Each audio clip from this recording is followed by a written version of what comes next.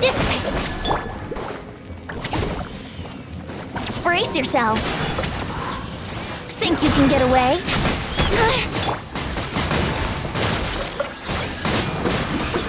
Here comes the catch!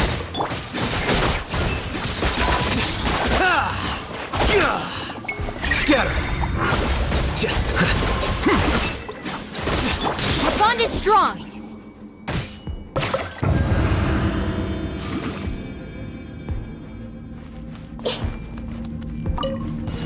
That's close enough! A new punching bag. Make yourselves at home!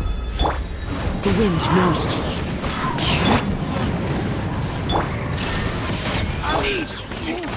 Time to go.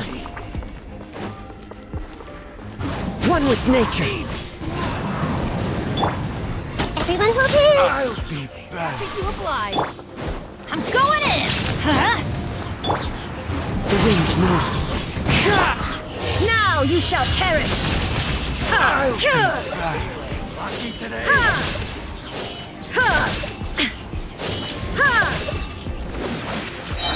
I see everything! There is no escape! One with nature. Committed to memory! Back.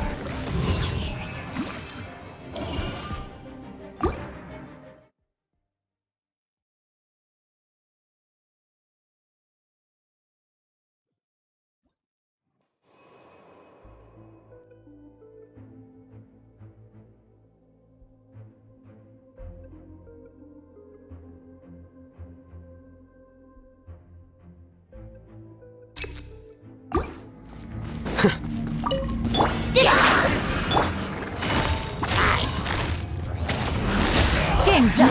Time's over! Time for takeoff! Here we go! I'll settle this! Quietly now.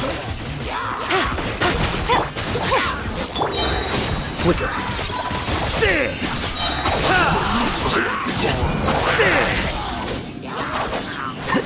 The process of elimination. Lightning terrified!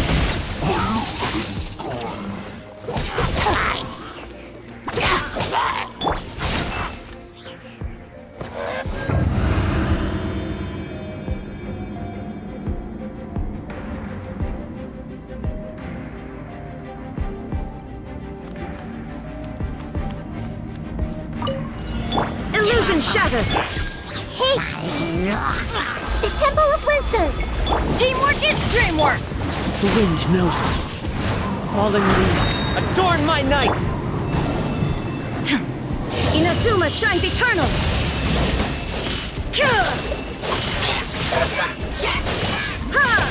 Shine down! Everyone hold hands! Yeah, yeah.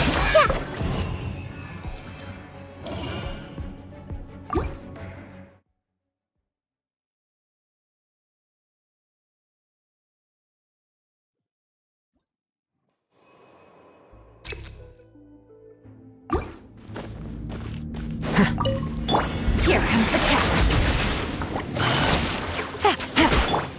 Think you can get away? Yahoo! Stand with me!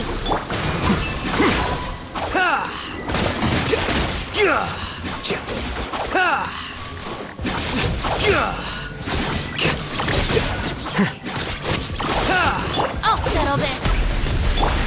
Gotcha! Brace yourselves!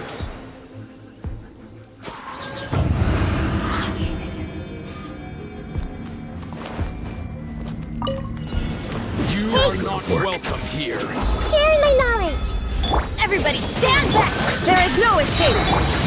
One with nature. One with wind and cloud.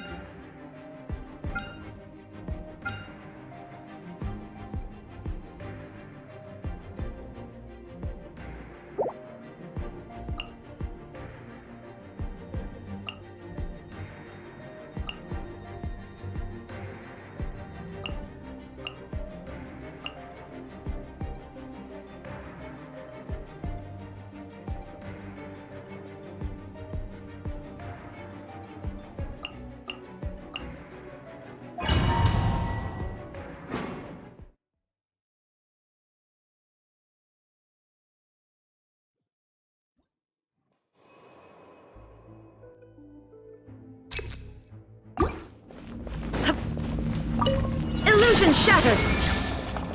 Wouldn't gliding be... Let's play! Time for takeoff. Teamwork is dreamwork! Let's... Game's up. Fun's over. Brace yourselves. There is no escape!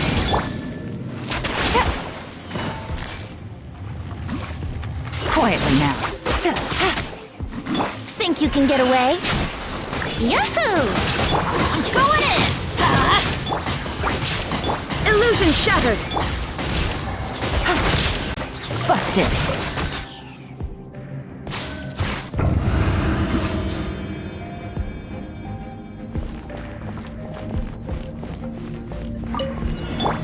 Unleash! The wind knows me. By ordinance divine! Falling leaves, adorn my... Sakura swirl! My apologies! Into the wind. My will embodied! Take flight! Hold the line! My apologies!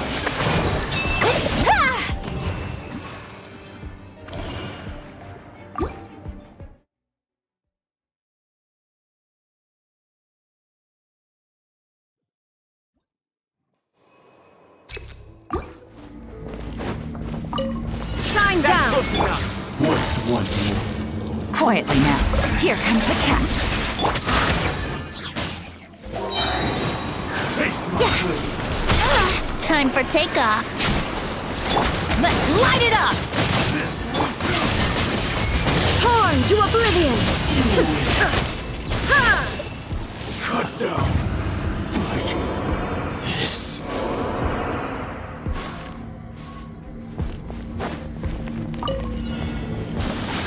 Take flight! Oh! Cryo incarnate! Allow me! One with nature. Take your true form! Unthinkable! Kamisato out! Sumetsu! Wind strike.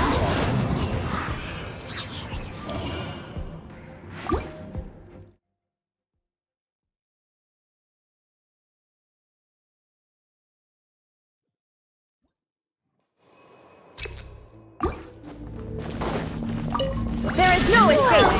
Welcome! Busted! Everybody stand back! Huh? Game's up. Fun's over. Take it easy. Think you can get away? Brace yourself. Inazuma shines eternal!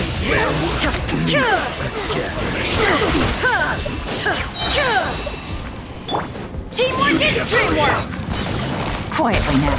Things are about to get dicey.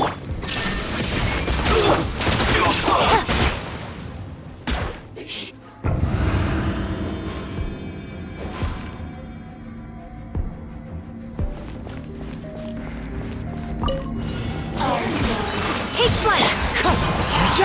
Clouds high. The birds... Hold the line! Do your master's bidding! Blink! Whirling snow! Sakura swirl! Be gone! Who can I find?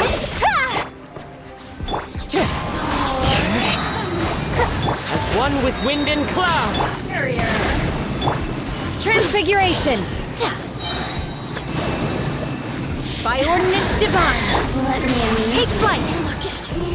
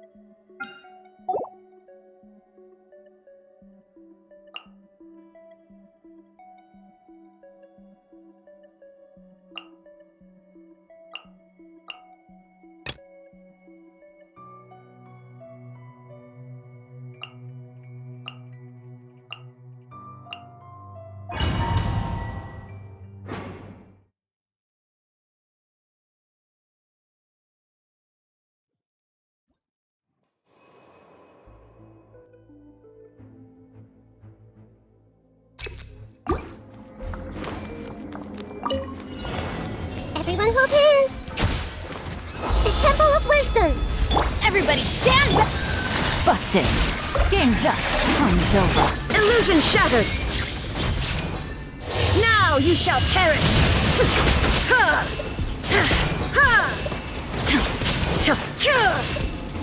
Shine down! Hey! Make yourselves at home! Things are about to get dicey. Illusion shattered! Torn to oblivion!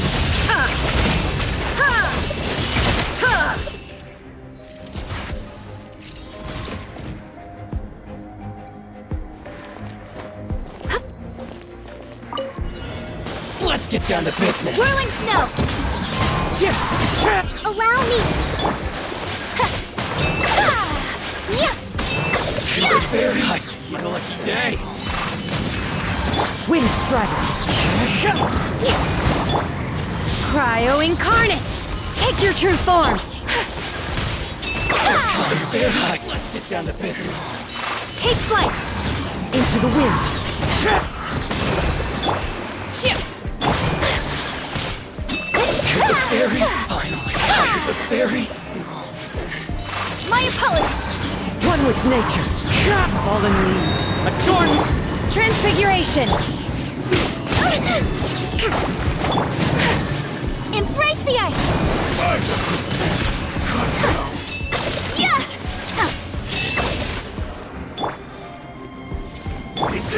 Into the wind. Hold the line! Whirling snow! Yeah!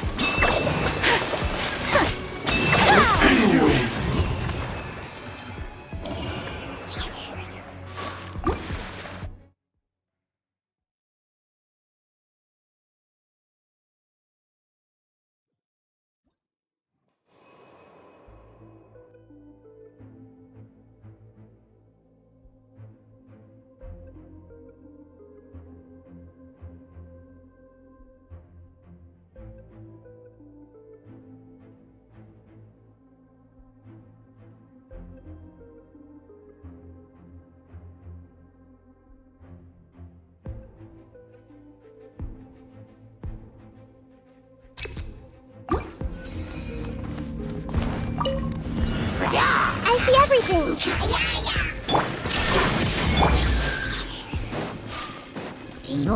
Teamwork is dreamwork!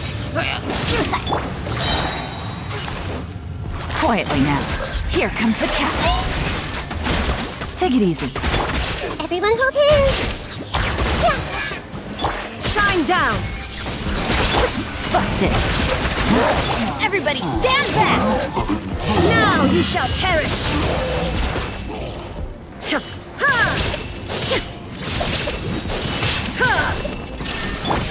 Game's up. Fun's over. Quietly now. Hey!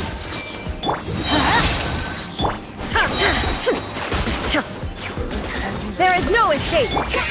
I'm going in! Everyone hold hands! Gotcha. Illusion shattered! Torn to oblivion!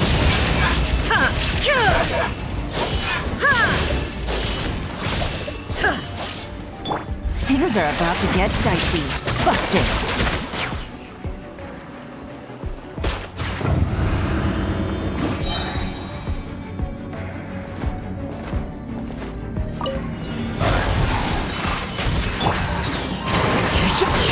Rest and rebuild! By ordinance divine! Kamisato out. Sumetsu! My apologies.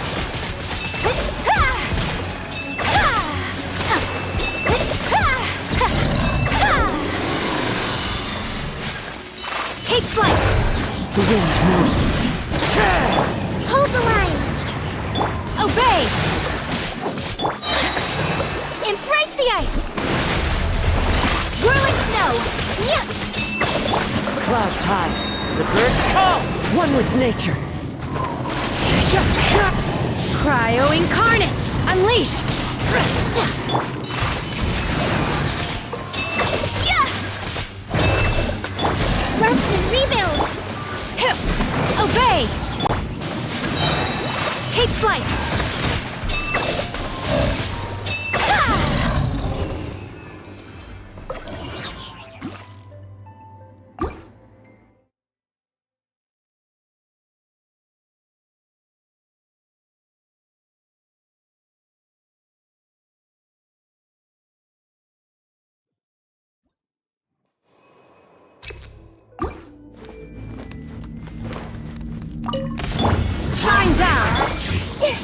see everything.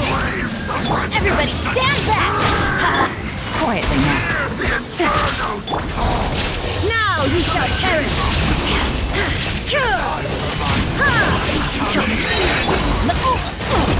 I'm going in! Here comes the catch. Busted. The Temple of Wisdom. There is no escape! Inazuma shines eternal!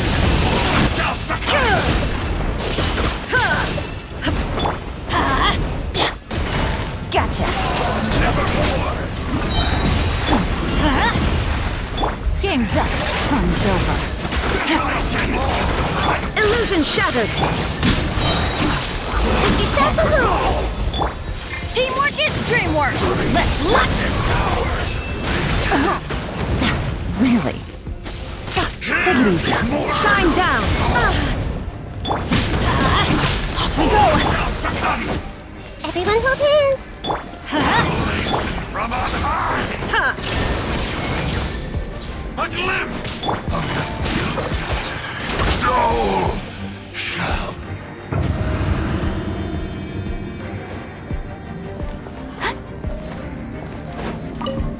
Your journey ends here, Lord of Sands. Your Unleash! sacrifice is ready.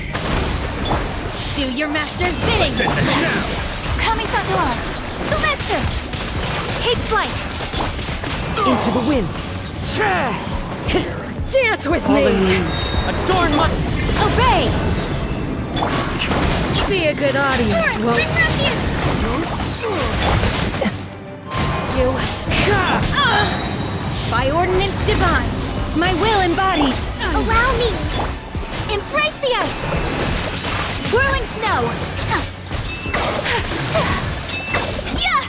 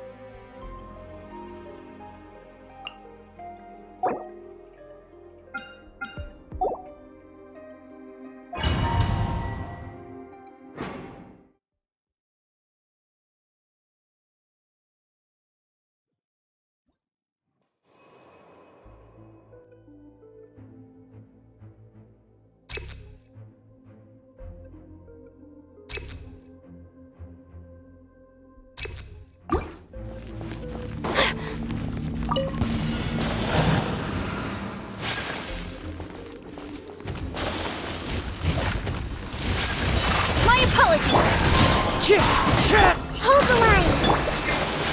Kamisato out. Sumetsu.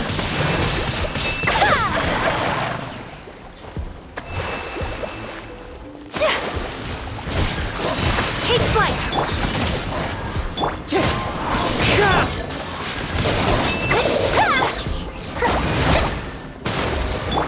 Cryo incarnate! Unleash!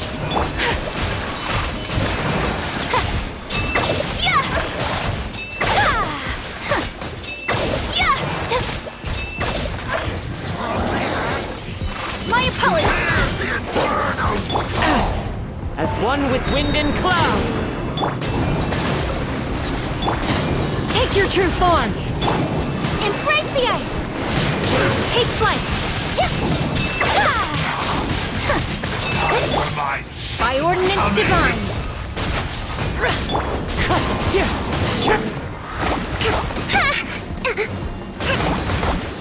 Manifest! Whirling snow. Billowing surge! Ha! Yeah! Allow me! Wind strike! Transfiguration! My apologies! Sakura swirl!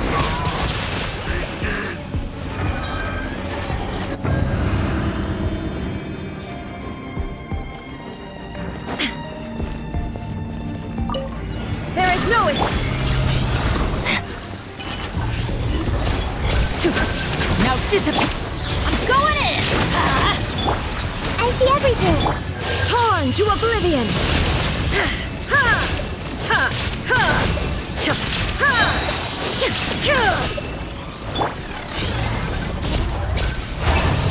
And voila! Everybody stand back! Everyone hold it! Inazuma shines eternal! Ha! Ha! Now disappear! I'm going in! Hey! The Temple of Wisdom!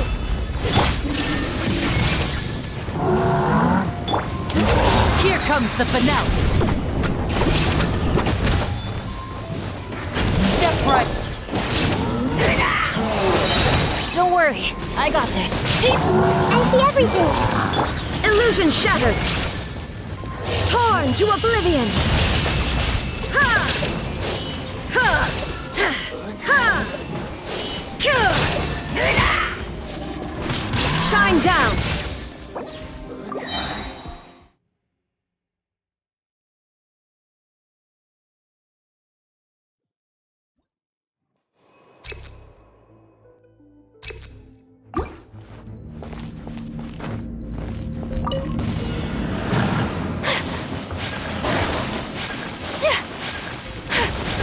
Whirling Rest and revamp! Kamisato art! Sumetsu! Yeah! Do your master's bidding! Obey! My apologies!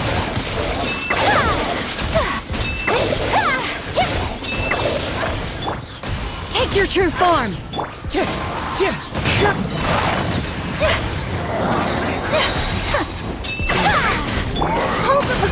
Clouds high! The birds call! Take flight! Sakura swirl! Cryo incarnate!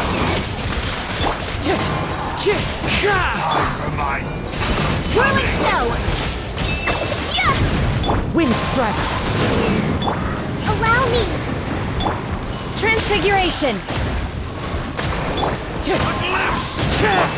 Take flight!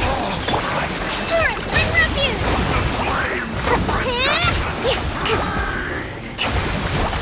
Fallen leaves, adorn my night! Embrace the ice! My apologies! Do your master's bidding! Whirling snow!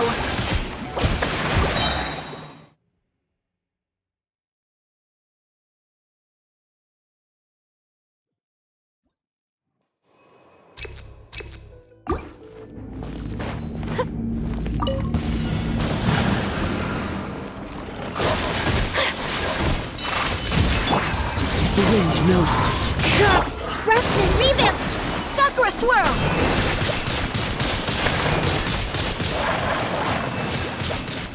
My apologies! Cryo incarnate! Manifest! As one with wind and cloud! Take flight!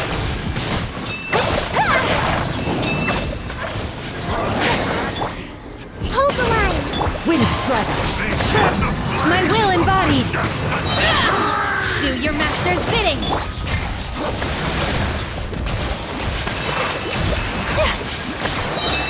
Yeah! Embrace the ice! Transfiguration! Fallen leaves, adorn my... Allow me!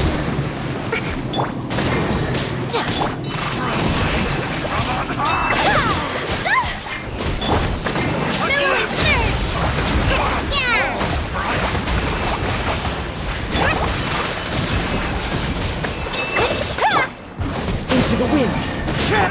By ordinance divine. My apologies.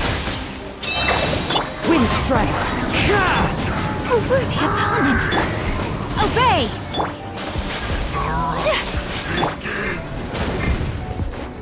Hold the line. The fate of this world.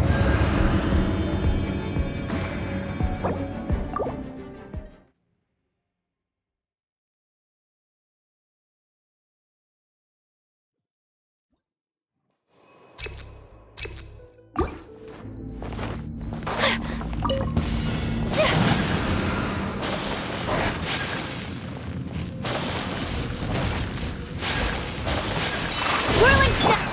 The wind knows me. Rest and rebuild. Coming to art. Sometsu.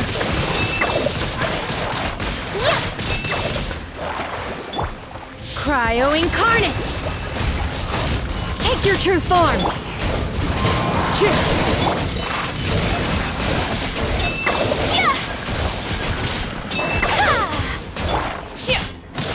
Allow me.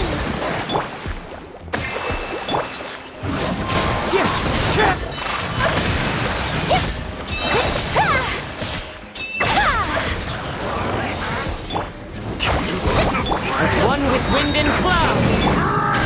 Manifest. Rest and rebuild. Sakura swirl. Take flight. By ordinance divine. Obey. Wind strike.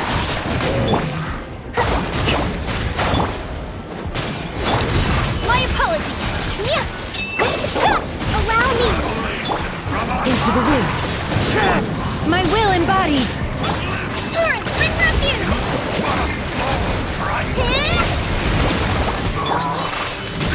Coming to art. Sometsu.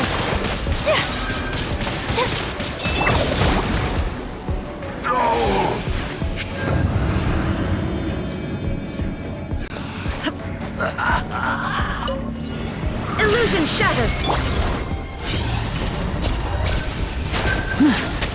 And what? Everybody stand back. Inazuma shines eternal. Ha!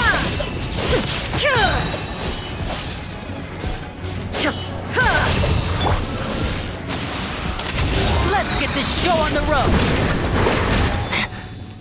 Teamwork is dreamwork. Everyone hold hands. Sharing my knowledge.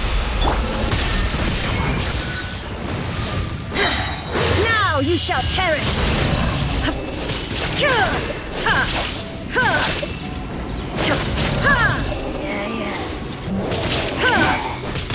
Now disappear.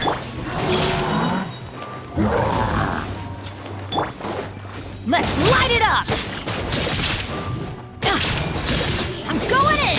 There is no escape. I see everything.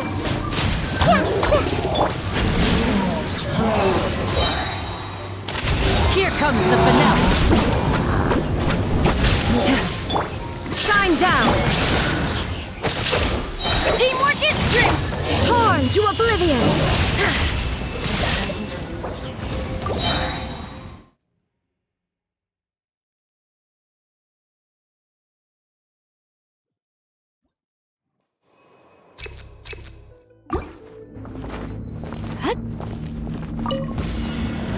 Whirling snow. One with nature. Hold the line. Manifest. Sakura swirl. Take flight. Cryo incarnate. Unleash. Whirling snow. Let's move out. Take your true form. Take flight.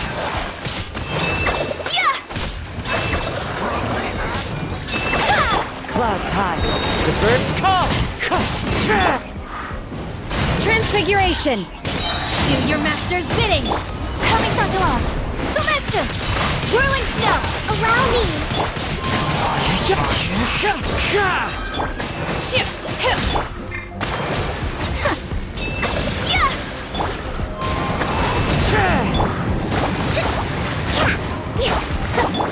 My will embodied. Yeah! Covenant of the Deep! Rest and rebuild! Wind Strider! Fallen leaves, adorn my night!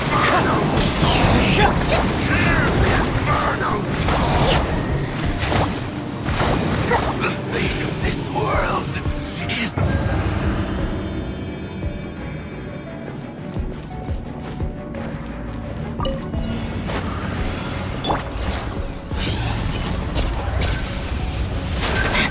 And voila! I'm going in! Why do they never miss? There is no escape! Inazuma shines eternal!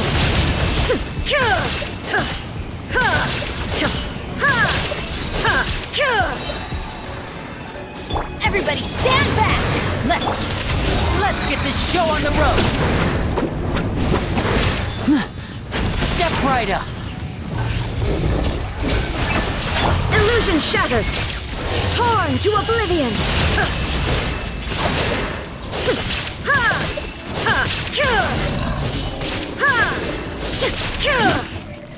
Grow, grow, grow!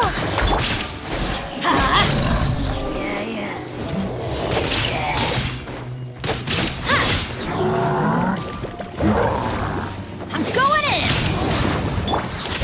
A round of applause!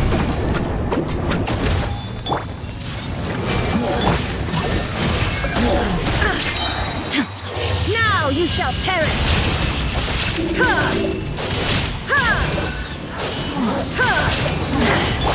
Teamwork is dreamwork!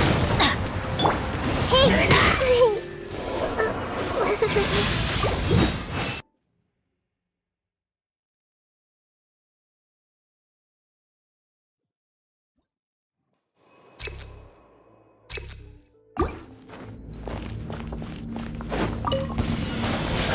Take flight! The wind knows me. Hold the line! Sakura swirl! My apologies! By ordinance divine! Into the wind. Take flight! Take your true form! Wind Strider. Whirling snow! Clouds high. The birds come. Transfiguration! Cryo incarnate! Kami-Santo art! Sometsu! Take flight! Coming!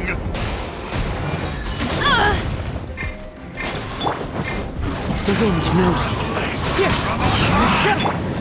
Uphill battle! Allow me!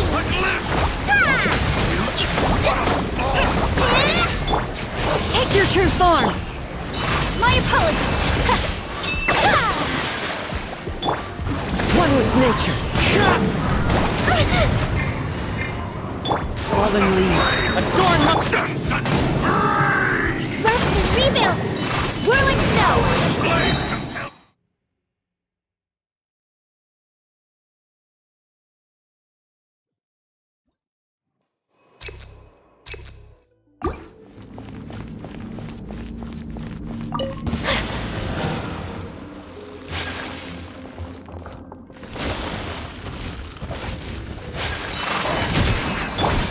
Into the wind.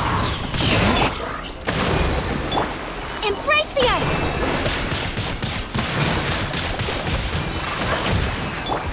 The wind knows me.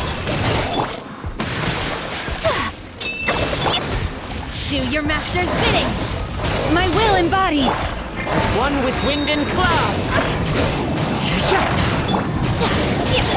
Hold the line! Take flight! One with nature.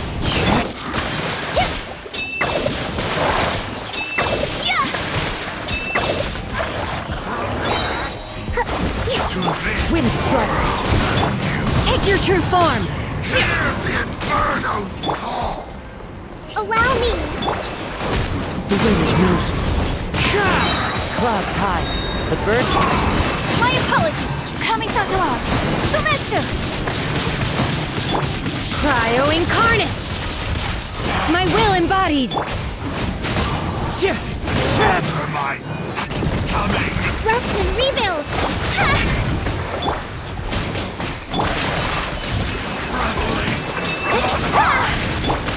One with nature.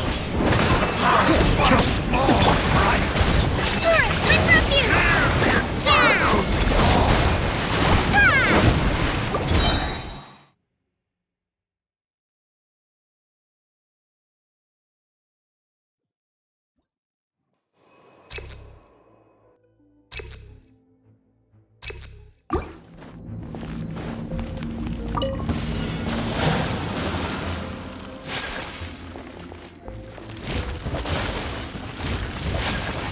Whirling snap!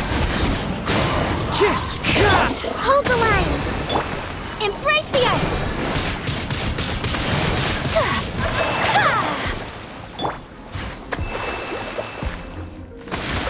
Do your master's bidding! Transfiguration! Into the wind. Take flight! Yeah!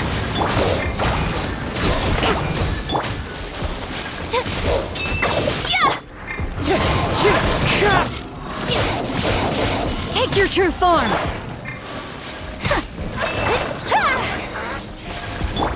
Allow me.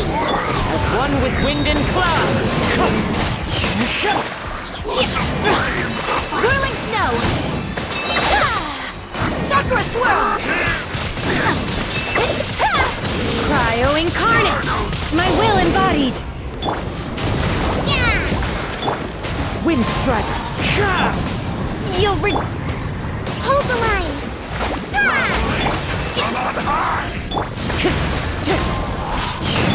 Covenant of the deep.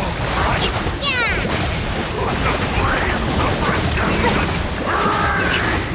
Ha! take your true form!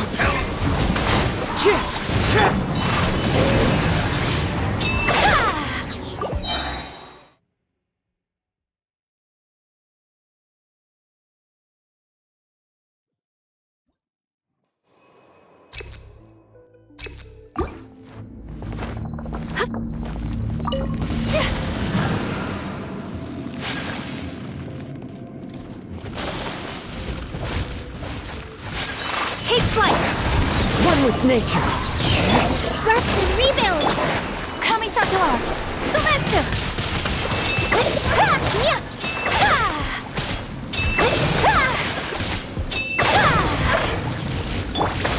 Do your master's bidding! My will embodied!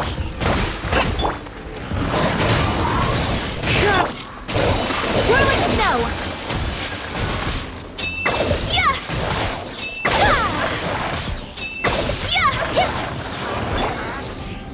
Hold the line. Fallen leaves. Adorn my night. Transfigure! My apologies! Embrace the ice!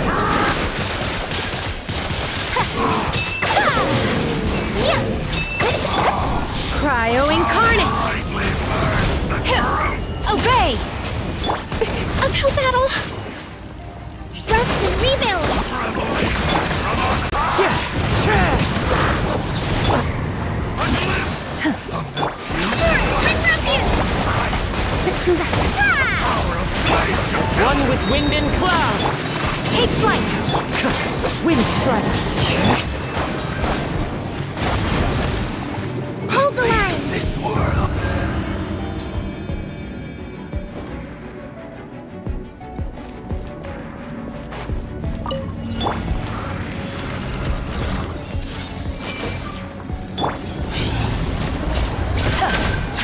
And voila! Everybody stand back!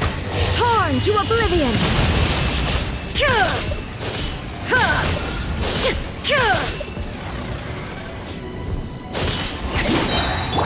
I see everything. Teamwork is dreamwork! Here comes the finale!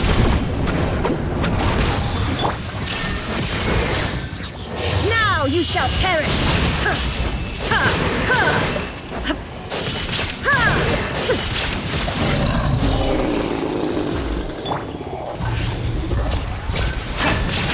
Step right. Adventure time. Huh. I'm going in. There is no escape! And voila! Let's get this show on the road! The Temple of Wisdom. Teamwork is dreamwork. Inazuma shines eternal!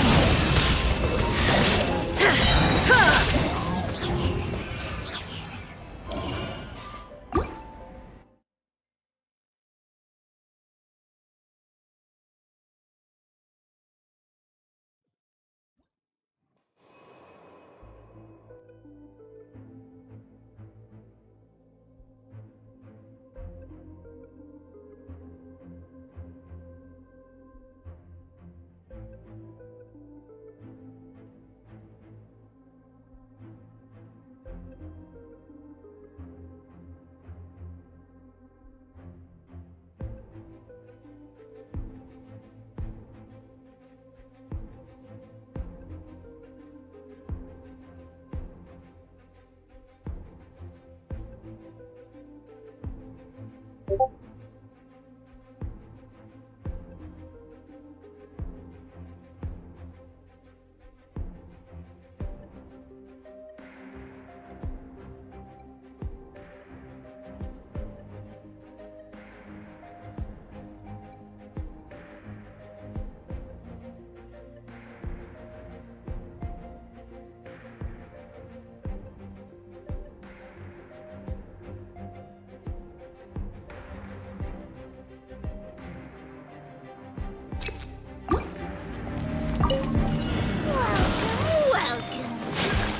Whirling snow.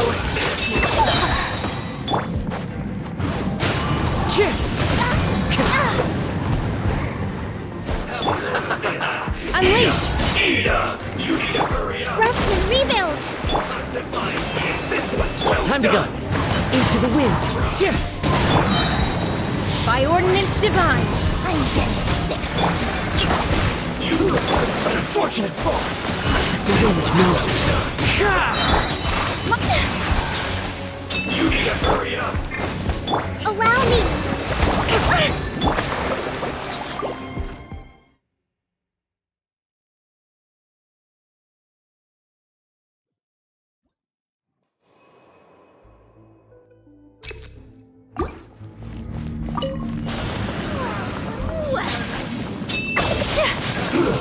Shouldn't get careless.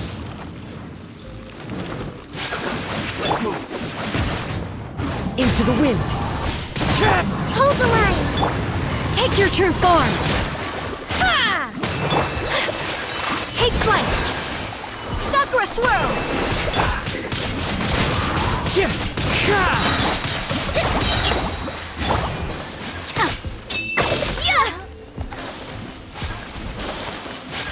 Whirling snow. Clouds high, the birds call! One with nature! Allow me. Do your master's bidding. Obey. Take flight. Kamisato out. Sumetsu. Yeah.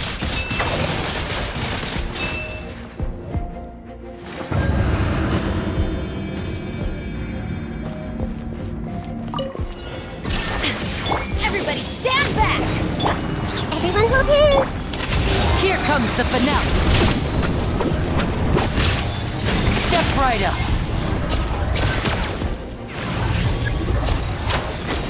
Shine down! Take. Make yourselves at home. And I'm going in. Now you shall perish!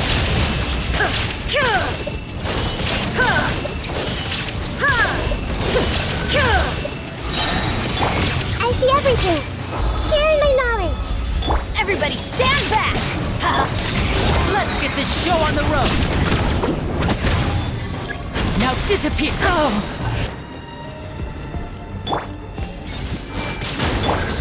escape!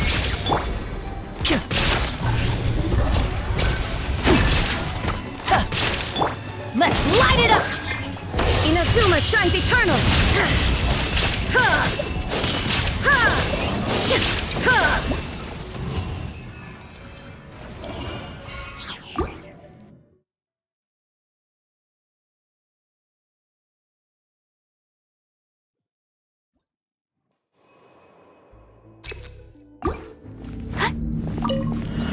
You are not welcome here. Whirling snow! Transfiguration! Rest and rebuild. My apologies! By ordinance divine! Take your true form! Your coming was foretold! Embrace the ice! Hold the line. One with wind and cloud. Into the wind! Whirling snow!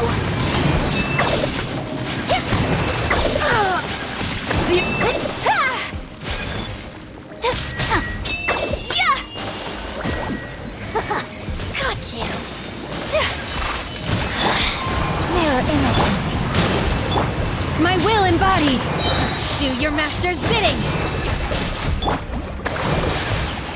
Take flight! Coming to art! Salute! Wind strike. This body.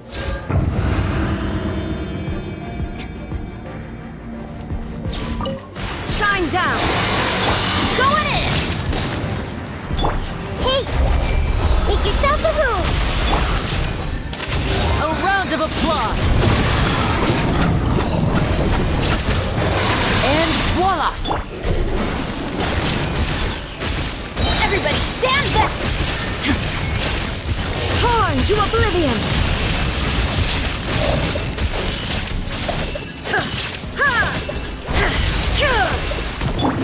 I see everything.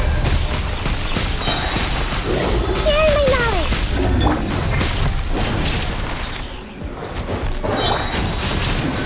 I'm going in! Let's get this show on the road.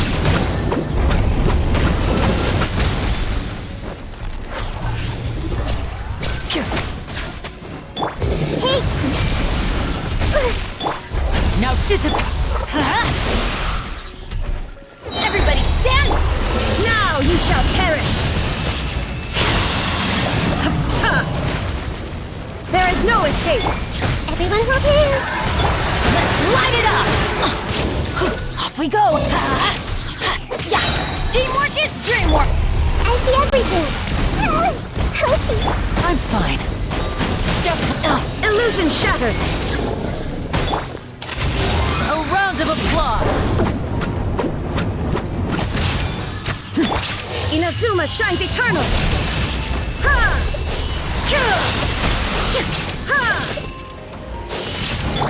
Everyone hold hands. I'm going in! Let's light it up! And voila! Shine down!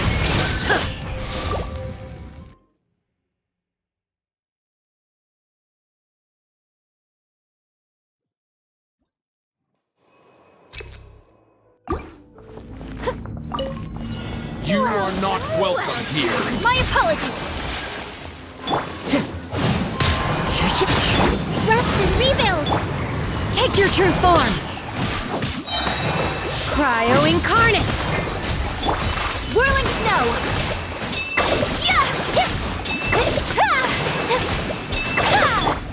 The wind knows it. Your coming is foretold. My apologies! Clouds high. The birds. Hold the line. Transfiguration! Sakura swirl! Whirling snow!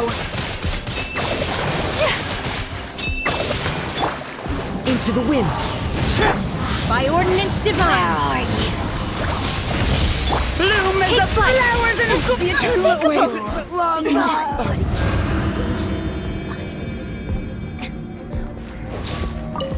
There is no escape! The Temple of Wisdom. Dreamwork! Here comes the finale.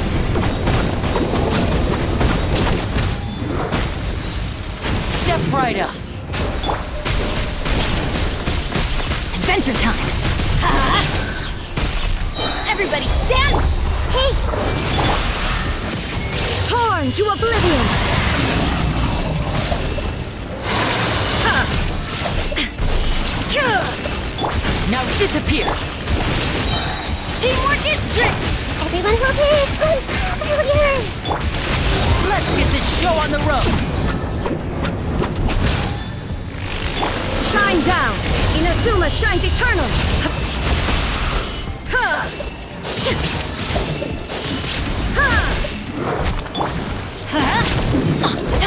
Everybody stand back! Hey! And voila! Let's light it up! Make yourselves at home!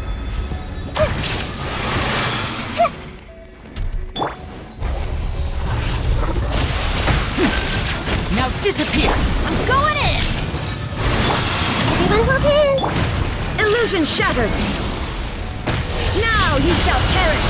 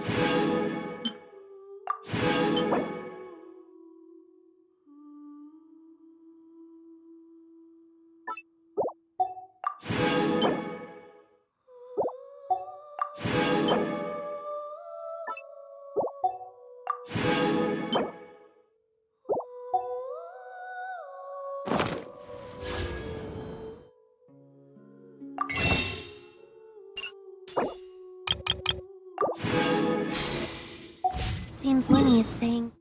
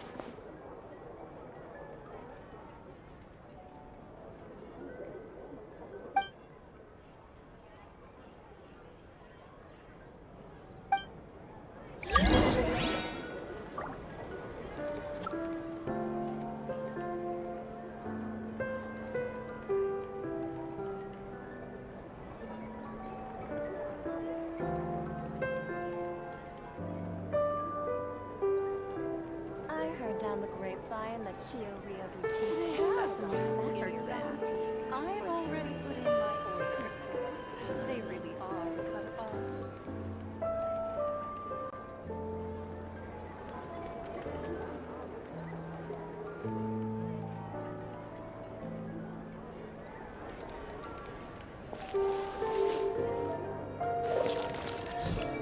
I heard down the grapevine that Chioria Boutique just got some new fabrics in. They have, in fact.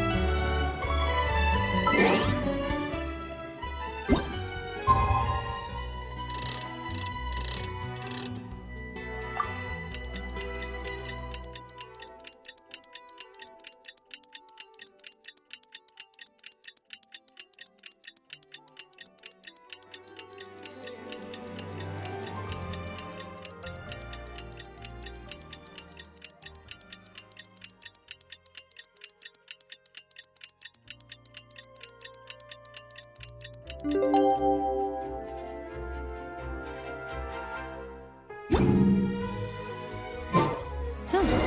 roll. All right, maybe I'll take one more day off and knock out the rest of the work once I'm feeling up to it.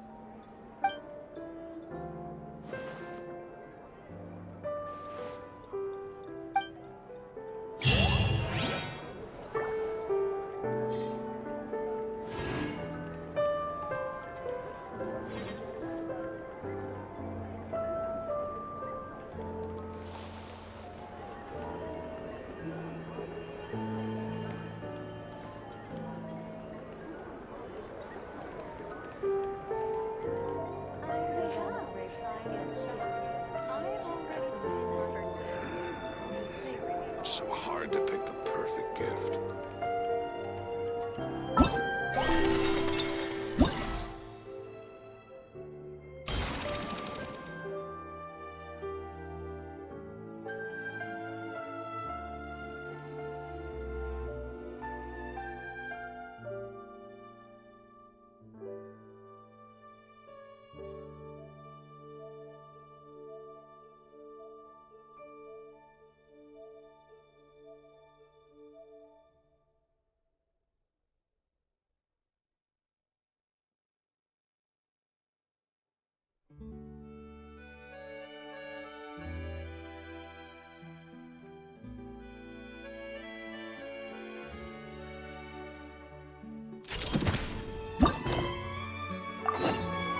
I got a new letter from an informant. Looks like the situation has changed again.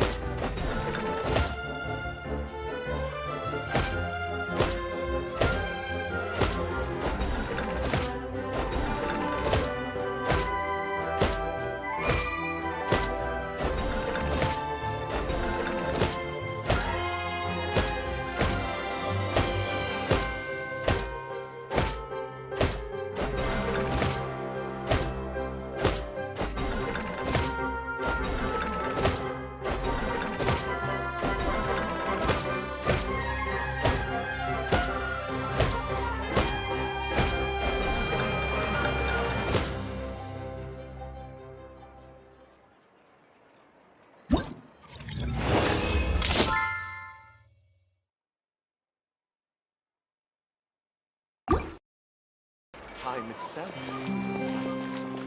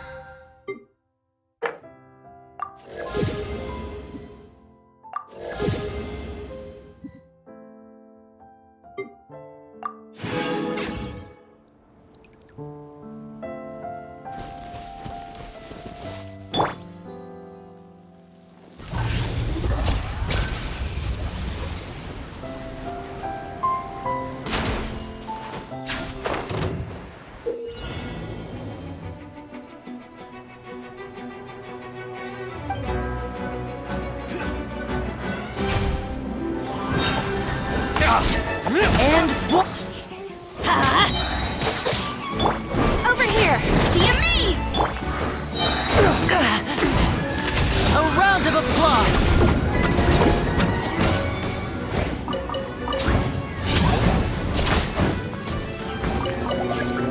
Teamwork is dreamwork!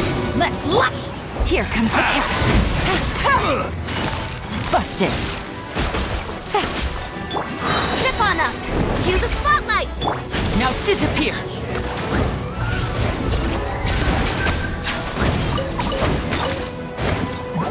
Everybody stand back! Huh?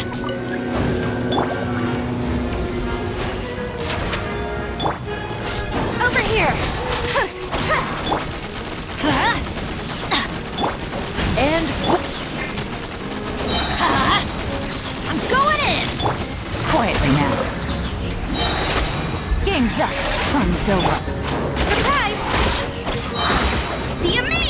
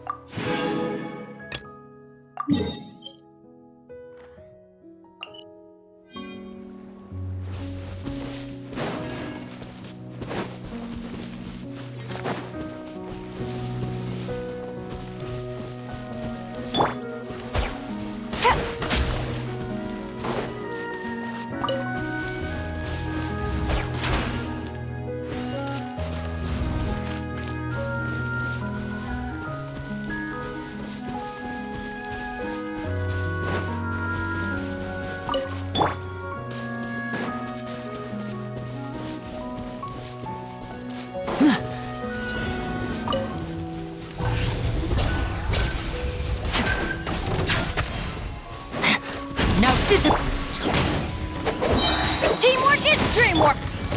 Busted!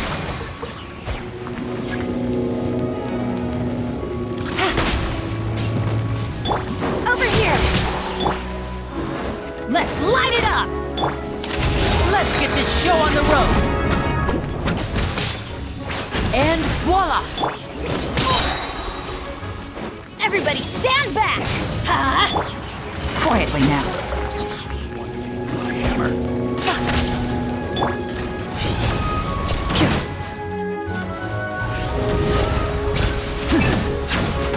Now disappear!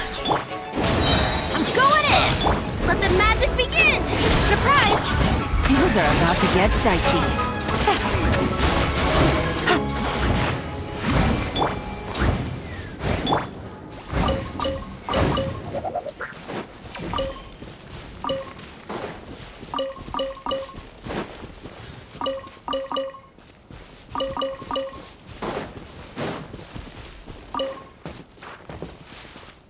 Adventure time!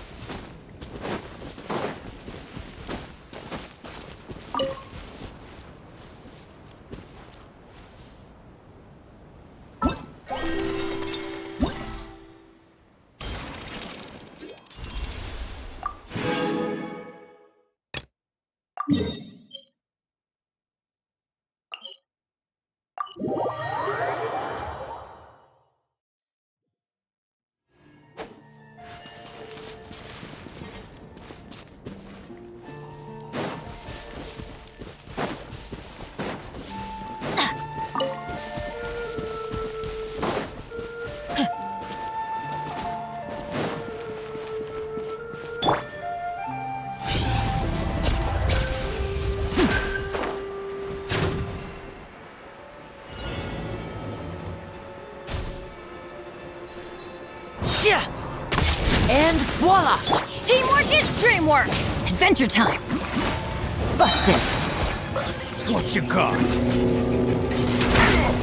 Here comes the catch! Over here! Cue the spotlight! A round of applause! Now disappear! Here to play with me. I'm going in! Gotcha! Game's up. Fun's over. Be amazed!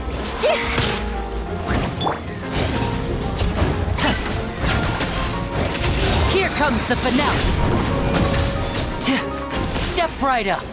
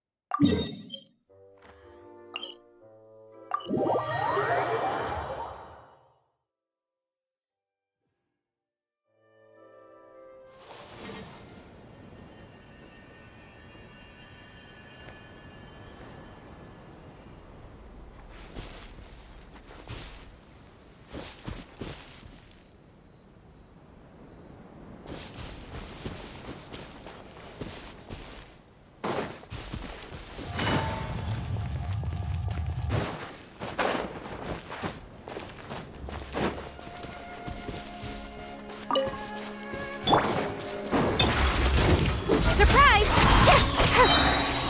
Cue the spotlight! Everybody stand back! Let's light it! A round of applause!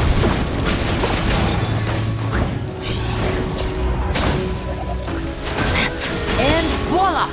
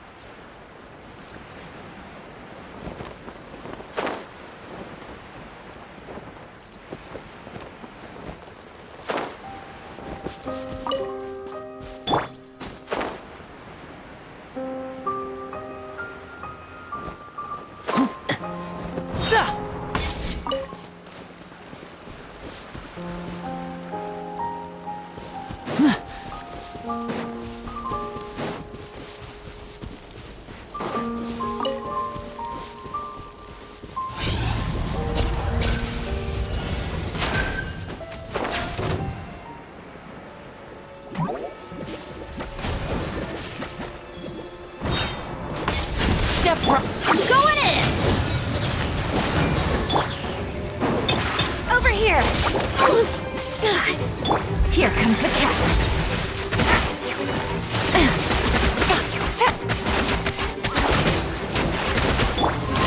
Let's get this show on the road!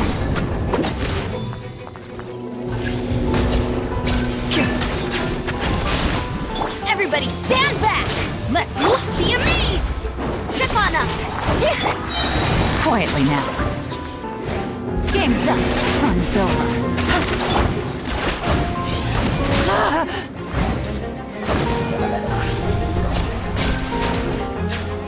Now disappear! Teamwork is dreamwork! Surprise! That's gonna hurt in the morning. Busted. Here comes the finale! And voila! Huh? Quietly now. I'm going in!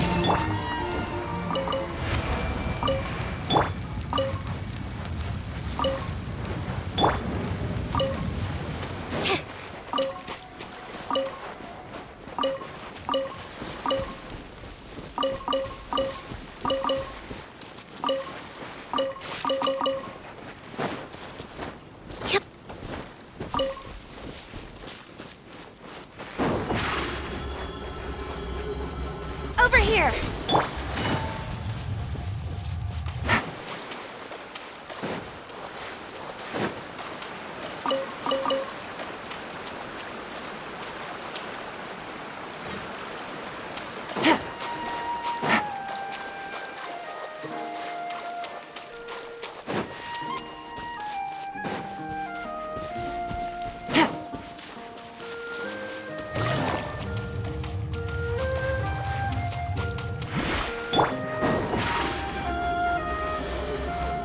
Surprise!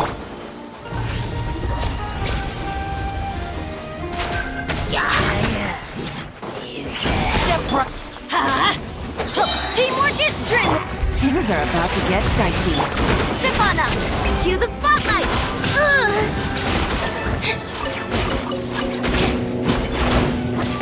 Huh? Busted. And voila! Huh? Going in! Let's get this show on the road!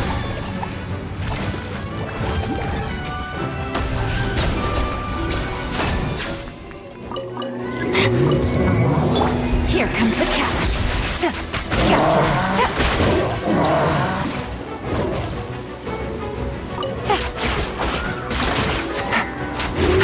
Be amazed! Over here!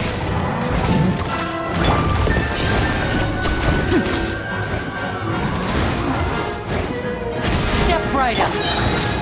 Teamwork is dreamwork! Quietly now. Things are about to get dicey. Step on up!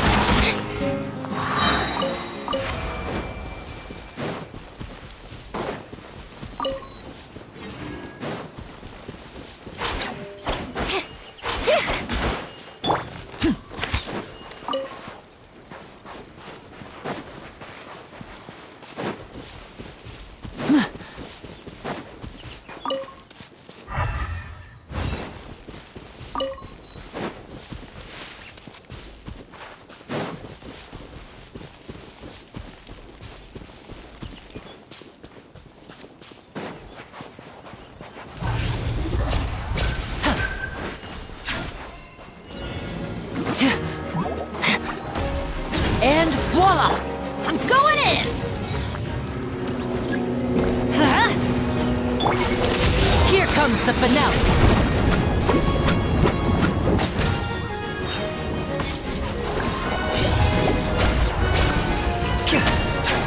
Step right up! Let's light it up! Teamwork is... Here comes the catch. Let the magic begin!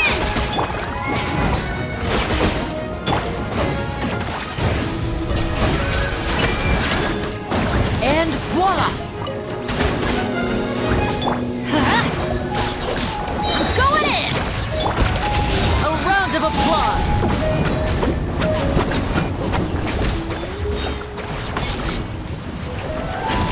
right up. Surprise!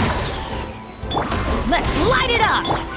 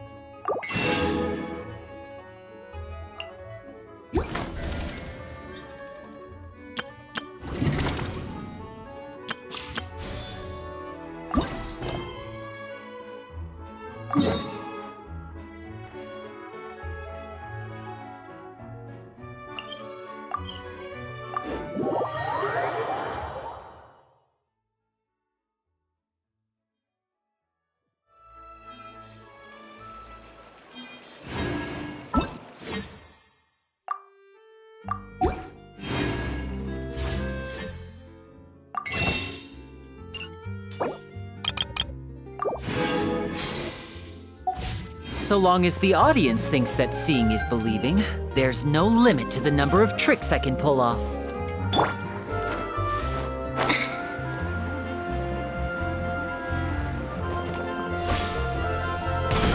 Hey, isn't that Charlotte? No way. We're always running into her. What's she doing this time? Oh, looks like street in her. I see. So you believe that this warning letter was sent by the Phantom Weasel? Absolutely. I've said it before and I'll say it again. The Phantom Weasel never acts as you expect. He must have faked his own death 10 years ago using a body double. Now that he's back, I'm sure the guards who worked on his case back in the day are in for a headache, but however this turns out in the end, the one thing it won't be is boring. Couldn't agree more. As a journalist, I'm gonna get a lot of mileage out of this one. Thank you, sir, for your time. Now, whom should I interview next? Huh? Hey! What a coincidence! Fancy meeting you here. Perfect timing.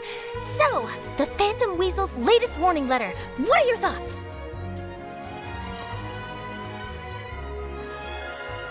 Yeah, this is the first time we're hearing of this one. Could you clue us in? Huh? Oh, sorry. Yes, this case is from a decade ago. I guess you wouldn't know about it. Well, not to worry. You're in good hands because I'm a professional. The story goes like this.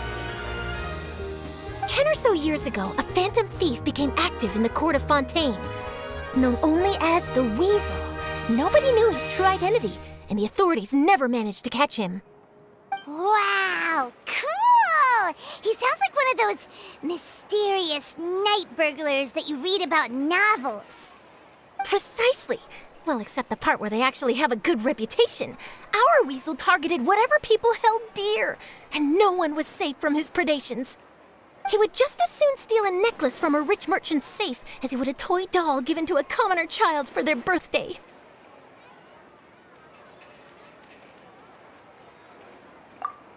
I know! The phantom thieves you read about in novels rob the rich to pay the poor, but this guy did not discriminate. Unsurprisingly, this didn't work wonders for his public reputation. Every man and his dog wanted to see him behind bars. Yeesh. So, did they catch him? Not exactly. There's a good chance that the weasel would still be at large to this day if it hadn't been for an accident 10 years ago. A magician named Caesar fell to his death in a botched high-altitude escape performance. When the police went through his personal effects, they found a hoard of stolen loot and gadgets used for criminal activities. And that was how the Phantom Weasel's identity was revealed to all. Sure enough, thefts in Fontaine went down after Caesar's death. But today, 10 years on, the notorious thief has once again issued one of his warning letters and pasted it on the gate of the Opera Epiclese for all to see. I had to squeeze through the crowd this morning to get a photo as soon as I heard. Here, it's this one.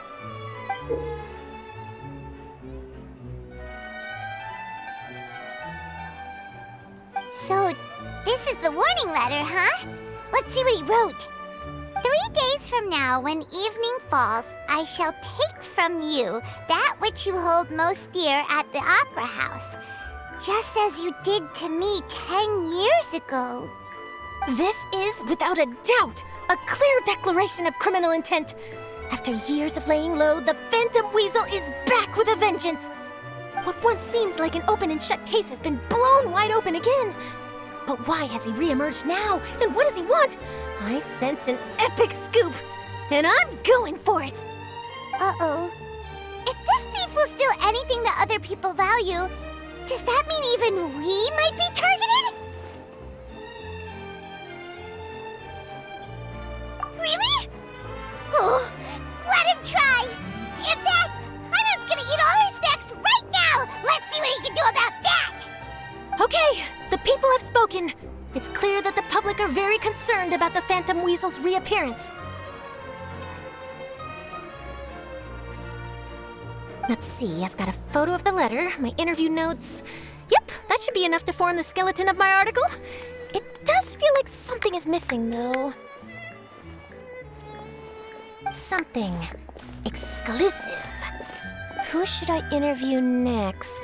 I need someone with a more concrete connection to the weasel. Is that who I think it is? Lenny!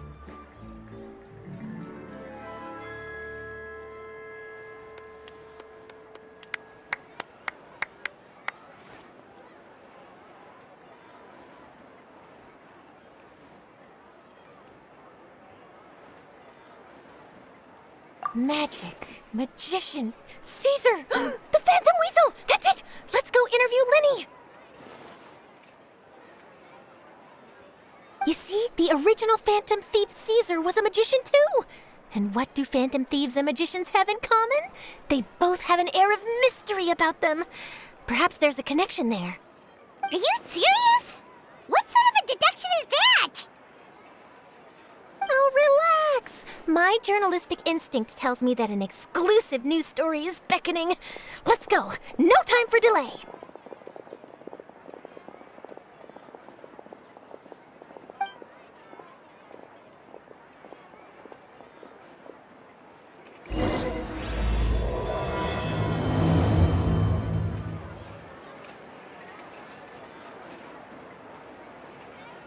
I'll take a guess. Take a guess. Gotta find that balance between flavor and nutrition.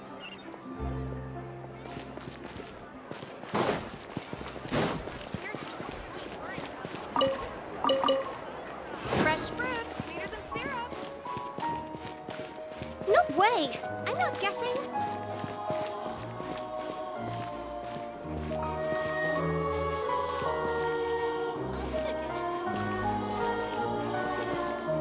take a guess.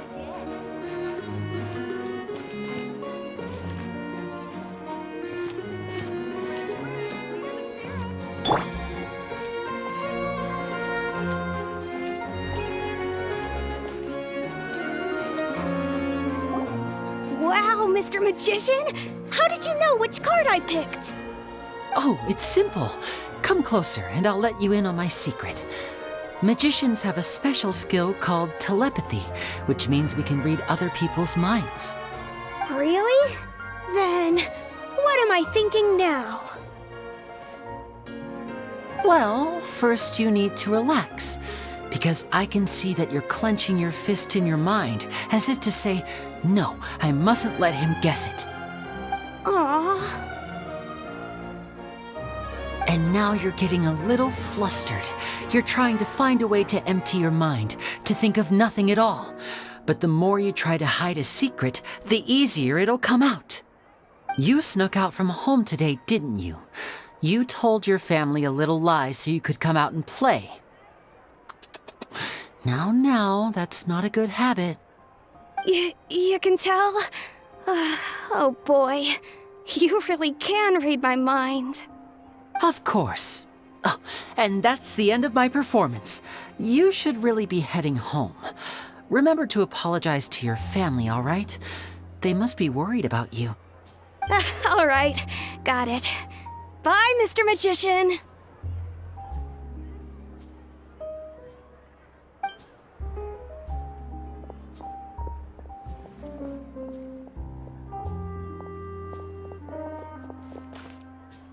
Hey, Linny? Why, hello. We meet again. Are you looking for me? What's the situation? Well, why don't you guess, Mr. Telepathic?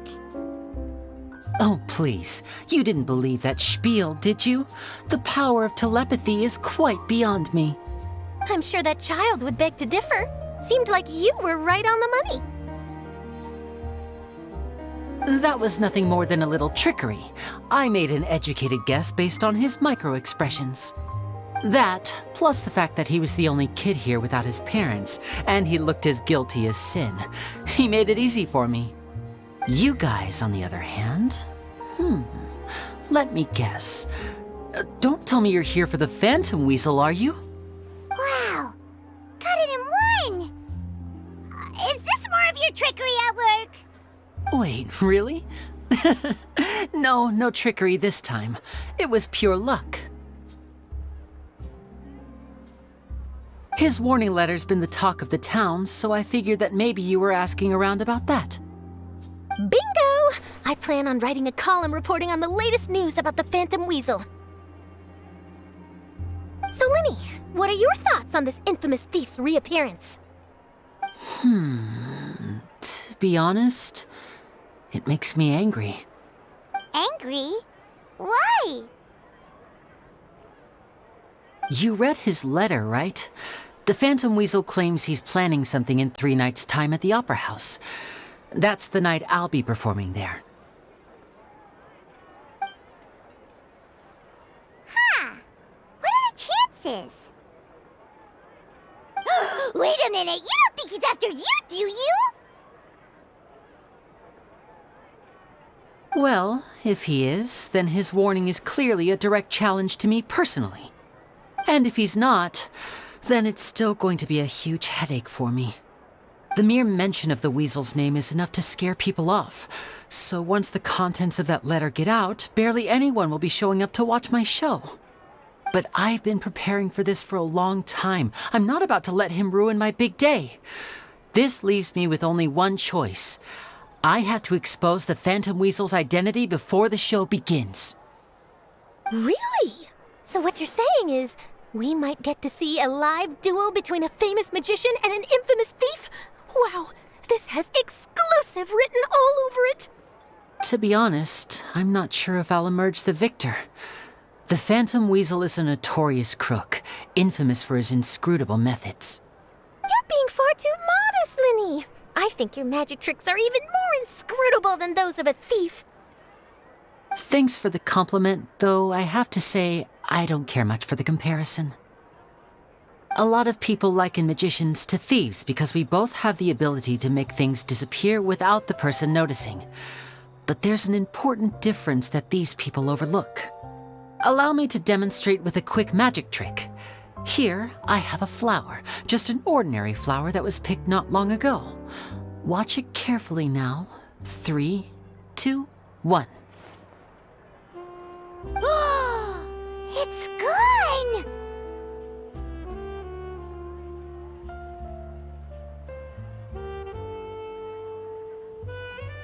That's the question. Where did it go? Therein lies the difference between us.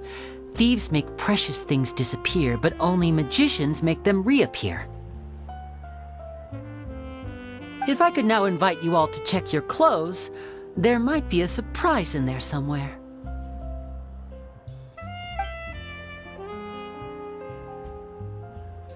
A surprise? Let me see!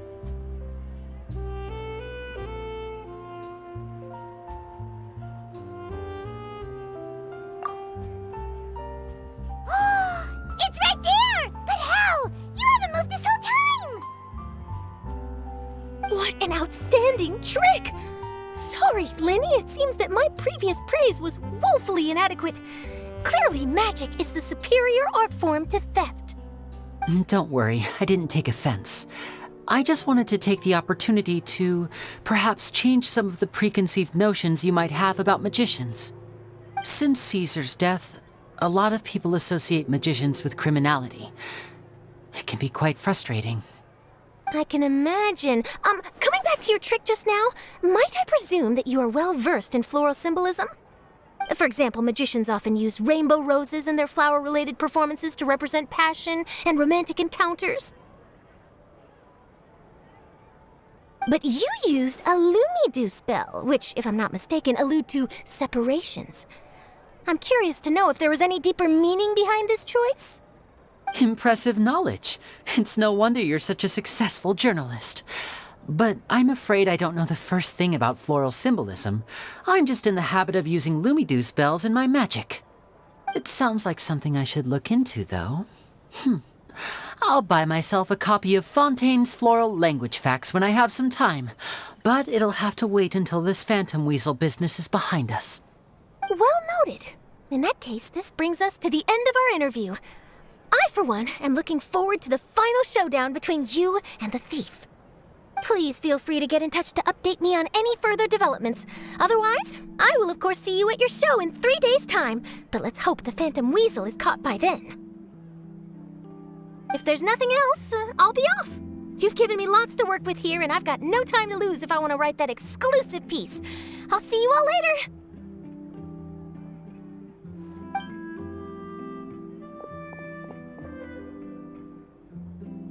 So, Lenny, are you gonna tell us how you did that flower trick now?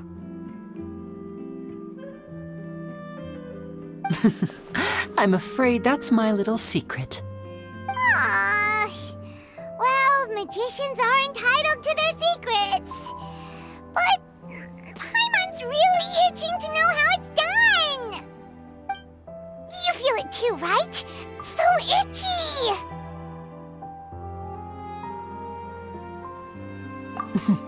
Not so itchy then, huh? Well, since you're so concerned, how would you like to serve as my temporary magician's assistants and help me investigate? Magician's assistants? Oh, that sounds fun! Assistants are technically magicians too!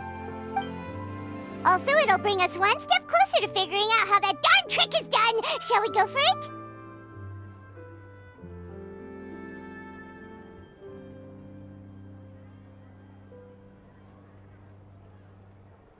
The first thing we need to look into is who Caesar really was. If he truly was the Phantom Weasel, that means that the weasel is dead, and whoever wrote this warning letter is just a copycat criminal. But if he wasn't the weasel? Well, that'll make things more interesting. It would mean that the weasel lives, and he's been laying low all this time in some corner of Fontaine. And if we're investigating Caesar, his fiancée Gemma is a good place to start. Word is that she visits the cemetery often, so I asked Lynette to wait for her there. We should make a move. Let's go and rendezvous with Lynette.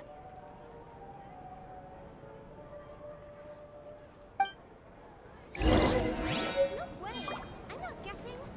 I'll take a guess.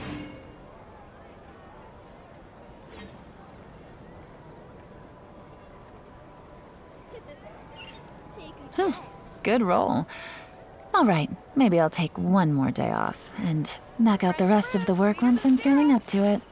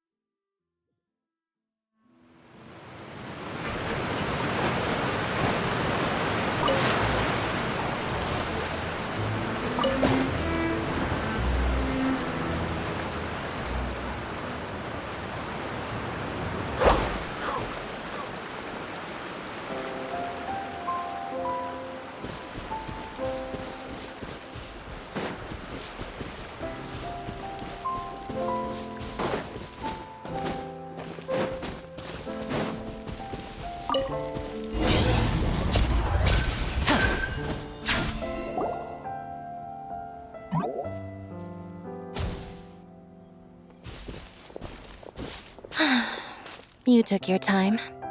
Sorry, I bumped into the Traveler and Charlotte en route, and we ended up chatting for a while. It's been a while, Annette. We're working as Lenny's temporary assistants in the investigation of the Phantom Weasel. Thank you. It's good to have you helping. So, what's the situation? Have you seen Gemma? Nope. I've been here a while, and she still hasn't shown up. How bizarre. Maybe it was bad intel. Well, we won't get anywhere by standing around waiting. Traveler, Paimon, let's go ask around.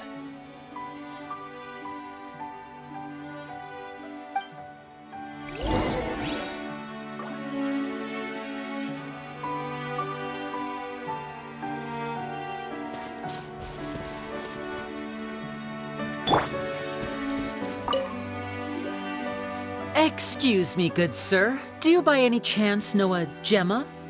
Gemma? You mean Caesar's fiancée? Sure I do. What's this about? I'm just trying to get a hold of her because I need her help with something. I heard she comes here a lot. Yeah, she does. Poor thing. It's no secret why either. She's heartsick. Ever since Caesar passed away, she's been coming here once every week to clean his grave. Often she just sits there in front of his headstone, lost in thought. Sometimes she talks to herself. I asked her what she was doing once. She said she wanted to speak to him again. She knows he's gone and can't hear her from the grave, but she just likes to spend time there, telling her fiancé all about how her life is going. And she's been doing this ever since Caesar passed away? Oh, so 10 years. Wow. Their love must have been really strong. I'll bet. Caesar's reputation fell apart after his identity was revealed, so no one else visits his grave. Gemma's the only one who still thinks about him after all these years. I don't know if the mind lives on in the waters after death, but if it does, I'm sure Caesar must be grateful to have someone who remembers him fondly. If I'm honest, I think this is all so unfair to poor Gemma. Her fiancé was a low-life crook. He doesn't deserve someone like her. Anyway, all of that said, she's running later than usual today. Normally, she'd be sitting in front of his grave by now. I wonder if she's okay. Well, that's everything I know, I'm afraid. You might have more luck asking some other people. All right, well, thanks for sharing all of this with us. We'll keep asking around. You're welcome. I just hope she'll be able to move on one day.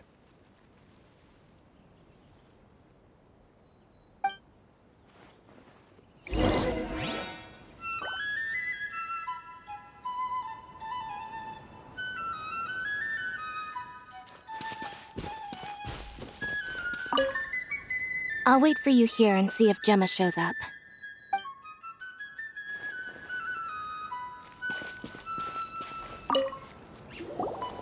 Did you hear the news?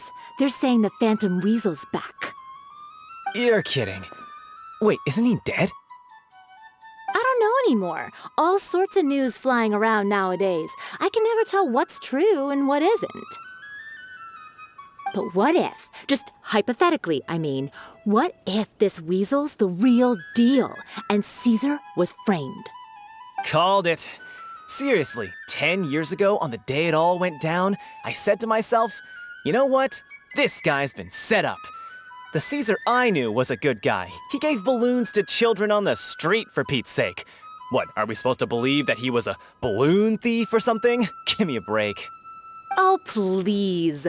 Weren't you the one cursing his name to high heaven when the police announced the news? You were all, "Oh, that gosh darn lousy son of a, you think you know a guy," or words to that effect. Wait, did I say that? I don't seem to recall.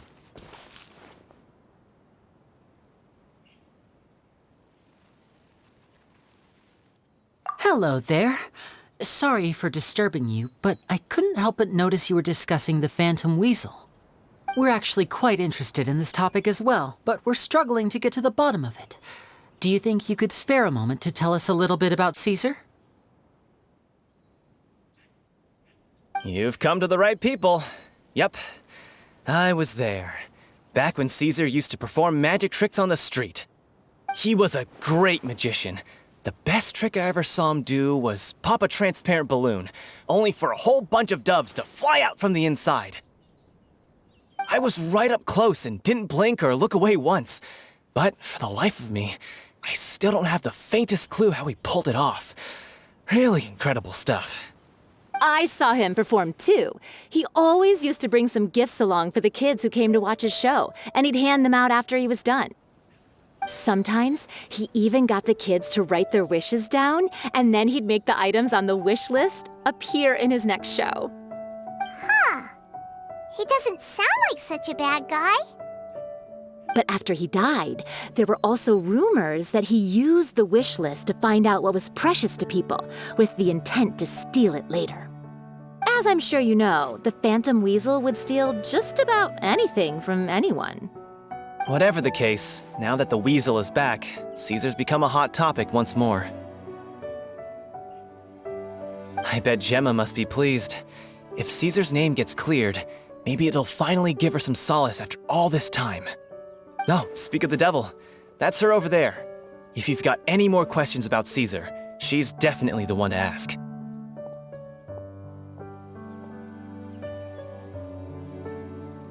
So that's Gemma. Is it just Paimon, or does it look like something's wrong? Wait, it looks like she's injured. Come on, let's see if she's okay.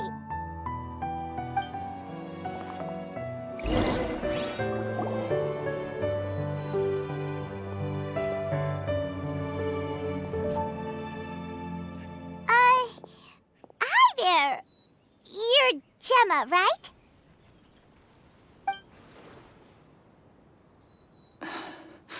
Who's asking? Don't be afraid, we mean no harm. It looks like you're injured. How bad is it? Thanks for your concern, but you didn't answer my question. Who are you, and what do you want with me? My name is Linny, and this is my sister Lynette. My name's Paimon, and this here's the Traveler. We're investigating the Phantom Weasel. The Weasel posted a warning letter this morning. If he still lives, that means that Caesar was falsely accused. You knew Caesar better than anyone else. So if you're willing, we'd love to hear what you think about all this. I promise you can trust us. We won't hurt you. In fact, we'll do all we can to keep you safe. I never believed that he was the Weasel. I suspected as much. Okay, so going back 10 years, do you remember anything strange in the weeks leading up to the accident? Did Caesar have a falling out with anyone, for instance? No, not that I know of. Got it. All right, sorry for disturbing you. If you don't have any more questions, please leave. I want to be alone with him.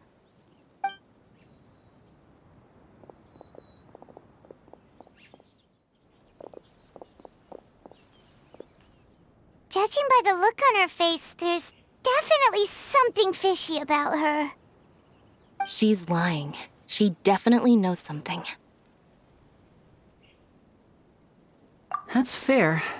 We're just a bunch of strangers who showed up and started questioning her about things that happened a whole decade ago. It makes sense that she'd be wary around us. In any case, I doubt we'll get any further here, so let's call it a day. Meet me outside Hotel de Boer tomorrow, and then we'll start the next step of our plan.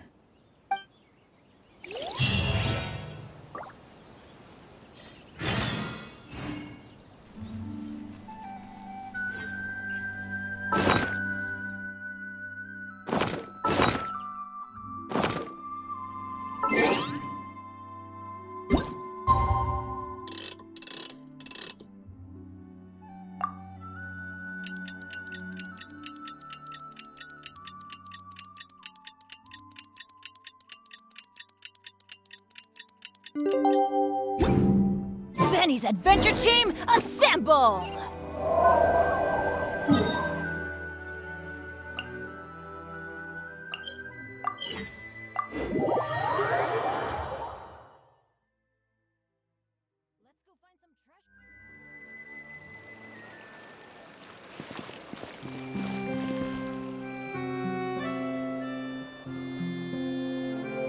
Over here.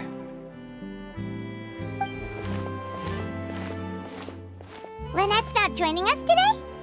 I've had her follow Gemma and see if we can make any inroads with her. They should be at a cafe right now. Still, I don't think that Gemma's likely to open up to us. So, we need a contingency plan. Today, we'll be looking into a guy named Lorenzo, Caesar's former pupil and assistant. When Caesar passed away, all the stolen goods discovered in his home were confiscated and returned to their rightful owners. But Lorenzo was the only one privy to all his magic secrets, and he inherited his craft. Before long, Lorenzo was the next big magician in town, his fame surpassing even that of his master, and it made him very wealthy. He's since left the magic scene, though, and these days, he's a wealthy businessman with his fingers in a lot of different pies. I had to pull a lot of strings, but I managed to get him to agree to a couple of drinks with me. Be warned, though, I hear he's got a hair-triggered temper. We'd best be careful.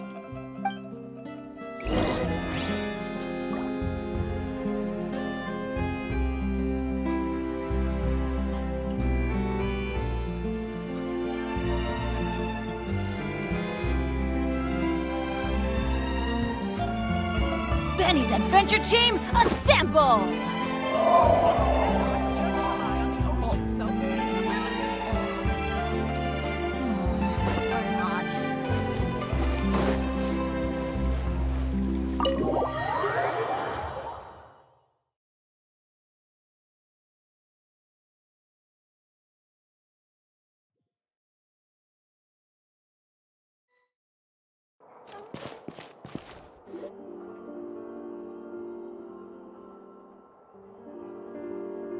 You neglected to mention that you were bringing 2 other people with you.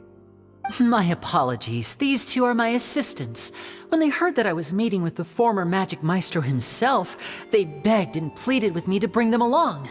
And if it's no trouble, a couple of autographs would really make their day. Oh, forget the pleasantries, just sit.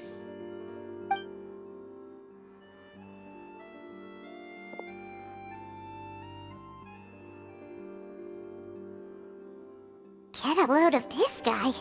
Forget the pleasantries, he says, but he looks pretty happy about Lenny stroking his ego. I only agreed to meet since we're both magicians. Do me a favor and cut to the chase. I have more important things to do than drinking. Much obliged, sir. As it happens, the matter I want to address is also related to magic. Yesterday morning, a warning letter from the Phantom Weasel appeared on the entrance to the Opera House. He claims to be planning something for the same evening that I'm scheduled to do a magic show there. As such, I believe that I may well be his target. I have to get to the bottom of this to ensure that my show can go ahead as planned. Naturally, any investigation into the Weasel starts with a few questions about Caesar, who... What is there to investigate? Caesar was the Weasel and he's been dead for 10 years. So what if some sick creep thought it'd be funny to write a warning letter? It changes nothing. Are you trying to tell me you actually bought it? Please, sir, no need to get so worked up. I do concede that a copycat is but one possibility.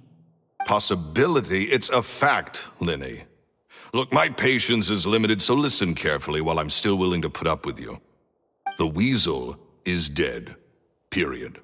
Everyone knows that, so do yourself a favor and quit this investigation. It'll lead you nowhere. Look, if this affects your magic show in any way, I will personally compensate you for any losses. Oh, sir, I'm honored, really. But this isn't about finances for me. My pride as a magician is what's at stake here, Lorenzo. Copycat or not, this person has thrown me the gauntlet, and I must meet their challenge head on. Your pride? Don't mince words with me, boy. Just tell me, what exactly are you seeking to do? I want to find out the Phantom Weasel's true identity. I have to know for myself what really happened 10 years ago. What would that accomplish? And what do the events of 10 years ago have to do with you, anyway? Look, you of all people should know that a magician never reveals their secrets. And in any case, dead men don't talk. So if you really care about your magician's pride, then you'll forget about Caesar and move on. Uh-oh. This is getting awkward. Lorenzo? Is that? Oh, it is you! I know that big, booming voice anywhere. What's up, my man? Want to grab a drink with me? Another day, I'm busy. Oh, come on. You can't be all business all the time. You know what they say? Live fast, die young. You gotta learn how to kick back and relax once in a while. If I wanted your life advice, I'd ask for it. Now get out of my face and go be drunk somewhere else. Sorry, my good sir. I don't believe I've had the pleasure. Oh, hey! Edmondo. He and I are business pals. We worked together a bunch of times. This is your first time meeting him? Oh, he's always like this. Foul-mouthed and hard-nosed. Never heard a kind word out of this guy the whole time I've known him. And he wonders why he can't get a girlfriend, despite being, what, pushing 40, 30, something? Anyway, point is, a lot older than when he first got rejected by the girl he was into. And he's still into, from what I hear. Shut up and get out of my face. Another word out of you and you can forget about doing business with me ever again. Do I make myself clear? Sorry, I may have had a little too much to drink. All right, I'm gonna leave. Don't work too hard.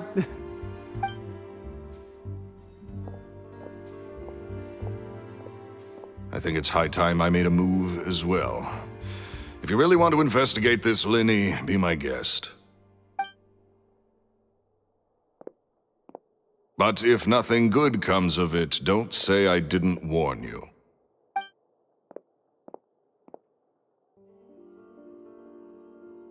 Well, that fell to pieces in a rather spectacular fashion. Any thoughts? Totally. And what was all that about compensating you for your losses? Why would someone you just met make an offer like that? He's gotta be hiding something. And not like Gemma.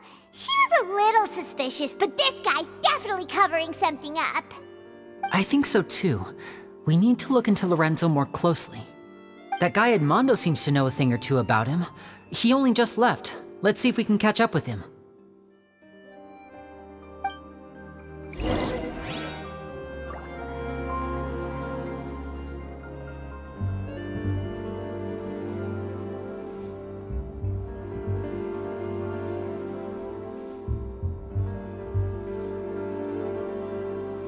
Oh, ow! Forget about me. Where did that come from? You want. Art is the key ingredient in fine dining. What did you want exactly?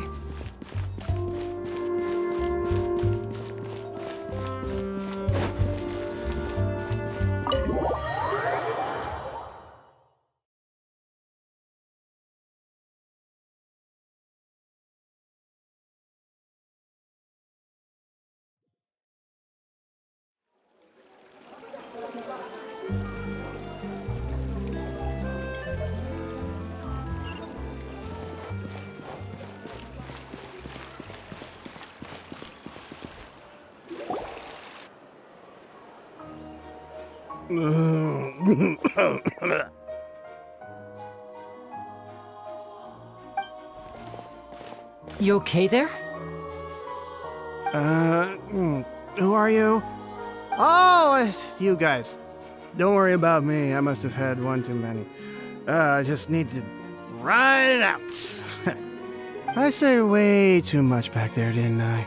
Yeah, I nearly talked myself into complete financial ruin.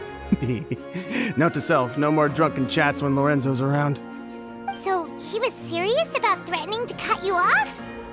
Ugh, Paimon knew he was a bad egg. Hey! Just keep your voice down. Don't go prying into Lorenzo's personal affairs. Bad things happen to people who ask too many questions or make an enemy out of him. What kind of bad things? Don't even ask. I'm sorry. I'm gonna have to cut this conversation short. I'm not crossing that line again. And take it from me, trouble with Lorenzo is one thing you don't need in your life. There's some flare up back there. I don't know what you said to him, but clearly it touched a nerve. That's not a good sign. You're too young for this. Don't get in over your head. I'm leaving.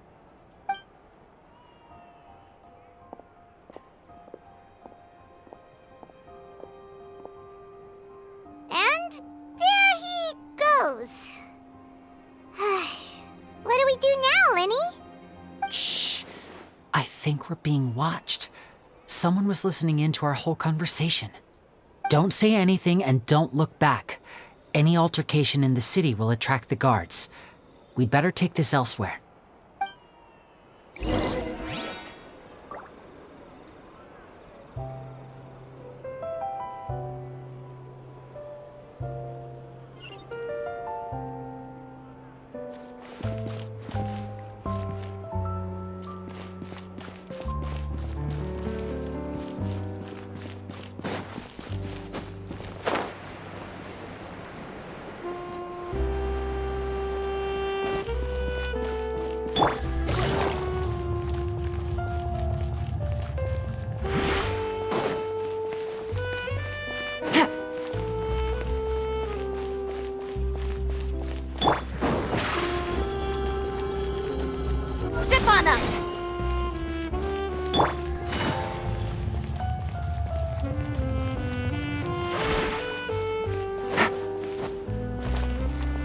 Take it easy.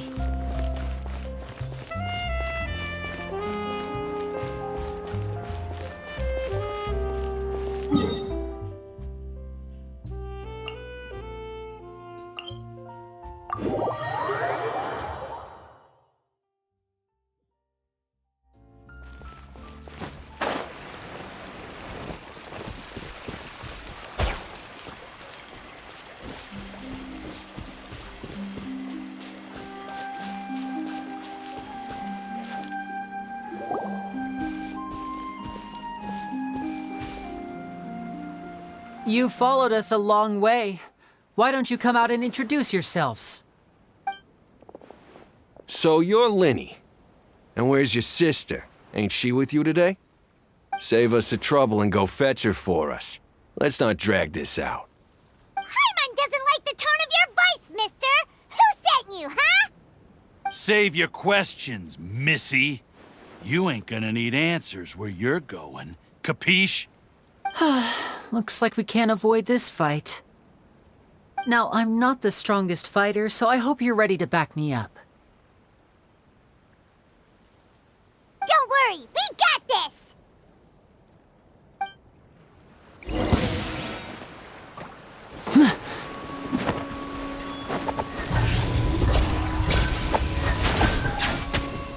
And voila! Adventure! Everybody stand back! Get out of here! Stay calm, stay calm. Busted! Now... Curses. They're tougher than we thought. Vision wielders are always trouble. Intimidation ain't gonna work like it did on the lady. Come on, let's scram! Hurry, wise guys! We ain't through with you yet! Oh, they got away! Did you catch what they said just before they left? Something about intimidating someone else. Sounds like they just wanted to rough us up as a scare tactic, and they've already done it to someone else, but who? You're right. She was injured when we saw her yesterday, and she acted like she had something to hide. Maybe she was too scared to tell us the truth because those guys had threatened her. Well, if that's the case, she should be more willing to open up to us when she learns that those thugs won't be bothering her anymore. Let's head back to the cafe and see if we can get any information from her.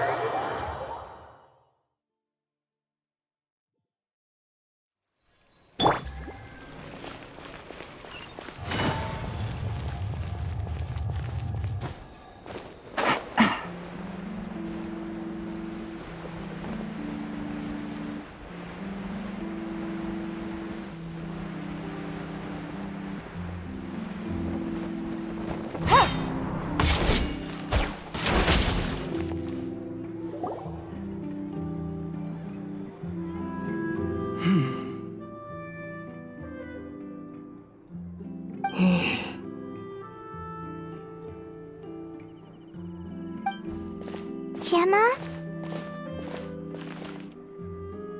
You again. What is it this time? We just ran into the men who've been threatening you, and we gave them a taste of their own medicine. So, you can relax now. We're here to protect you. What? Why? I didn't tell you anything. Why would they come after you? Sounds like they're no strangers to you. That's putting it mildly.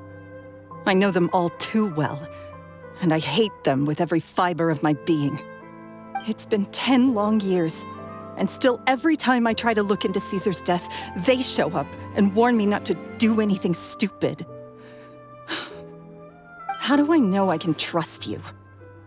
Do you really think you can get to the bottom of it all? And why are you doing this? I'm afraid I can't reveal all the details just yet, but I can promise you this. I will expose the Phantom Weasel's true identity. Because you see, this is a personal matter of the utmost importance. I give you my word. Trust me. Okay. How can I help you? I've heard that Caesar used to have a magic workshop where he kept a lot of his personal effects. If possible, I'd like to take a look at them. Do you know where it is? The Fleuve Sonde. But the place was sealed up by the police after his death, and no one's been there since. I also know that the Fleuve Sonde is dangerous territory. Lots of hostile groups lurking around. If you're serious about going there, please be careful. Understood. Lynette, you stay here and take care of Gemma. Don't let her come to harm. Got it. But if I'm staying here, I'm ordering dessert. I mean, bon appetit, but stay sharp, too. They're likely to come for you while I'm away. Okay. All right. Power saving mode off. I'll start taking this more seriously now.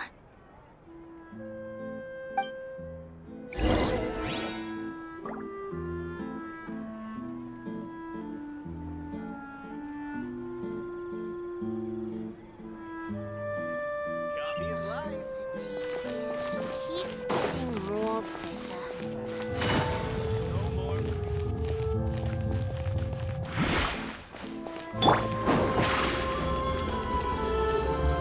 Surprise!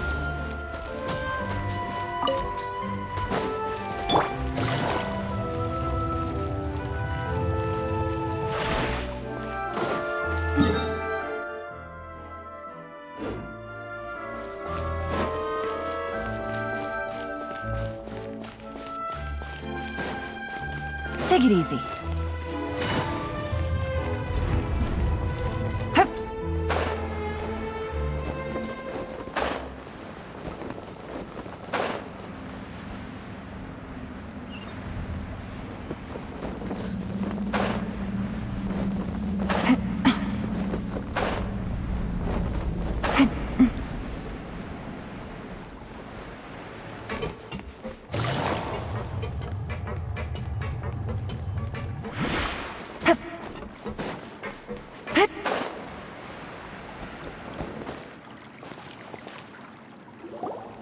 If Gemma gave us the right location, then the workshop should be right nearby.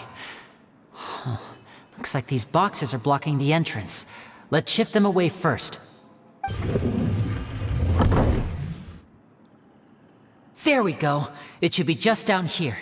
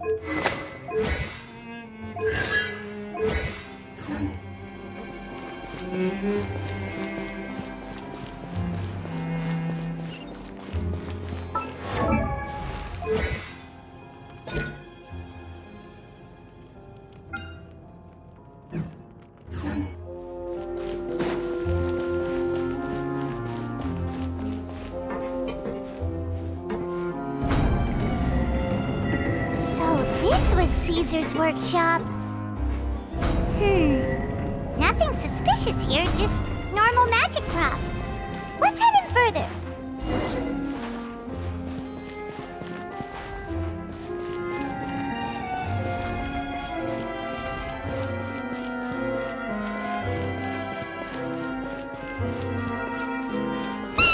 What was that? Oh, is this one of Caesar's gadgets?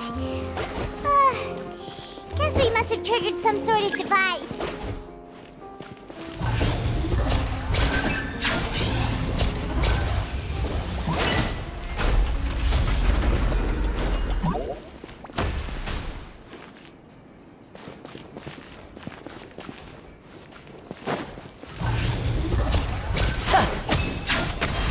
And voila! Quietly now. Game's up. Fun's over. Whoa. Look. The doll in the box is glowing.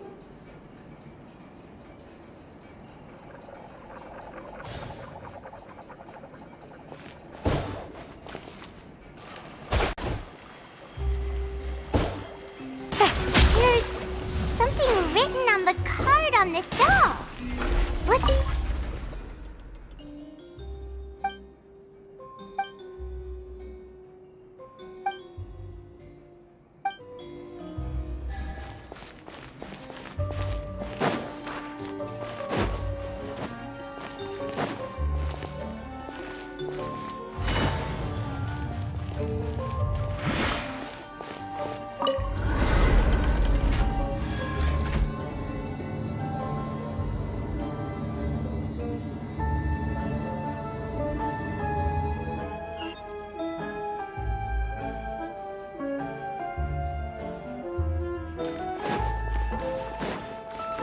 Looks like we've reached the end of this route. Shall we try a different one?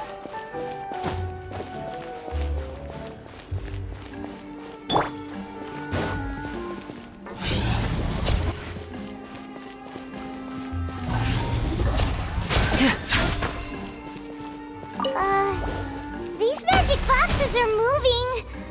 What do we do? One of them looks different from the rest. Let's investigate.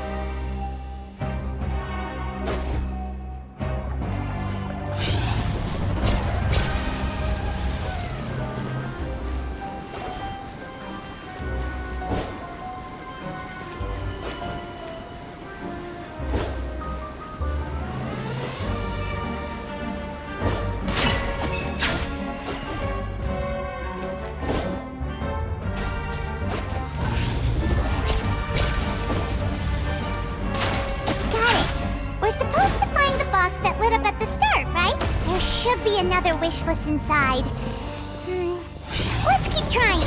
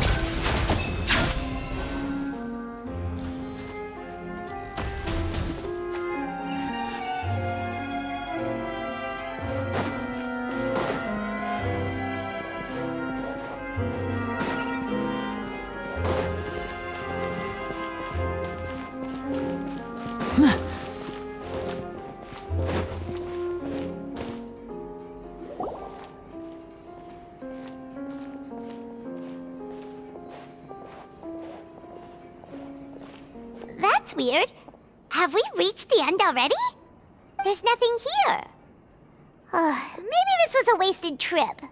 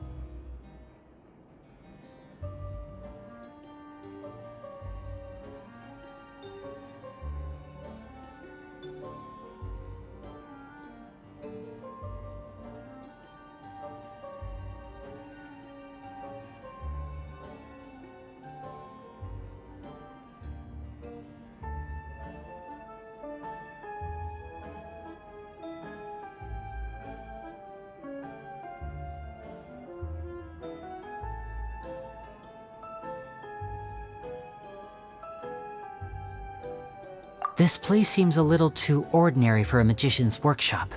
There's a distinct lack of mystery. We've triggered quite a few devices on the way here. I'm starting to wonder whether Caesar built this whole place as one big, elaborate magic contraption. If so, then there must be more to this place than meets the eye. Maybe a hidden room somewhere. if I just move this book, then hopefully... And... presto. A secret passageway! How did you know? I'm a magician too, and apparently great minds really do think alike. Looks pretty big inside. Let's head in and take a look around.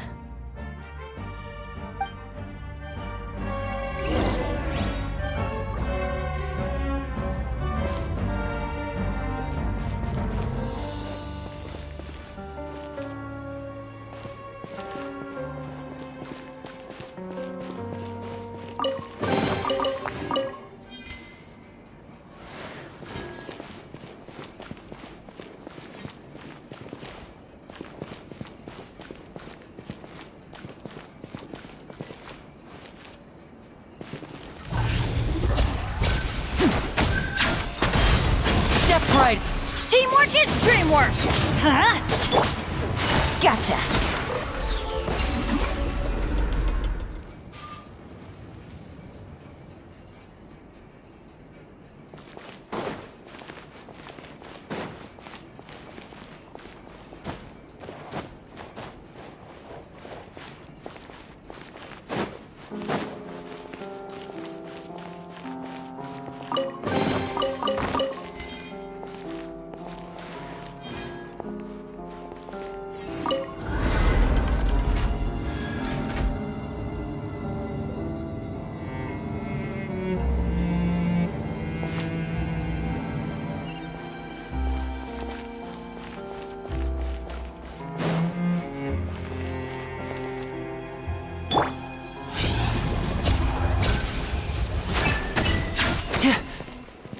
And voila!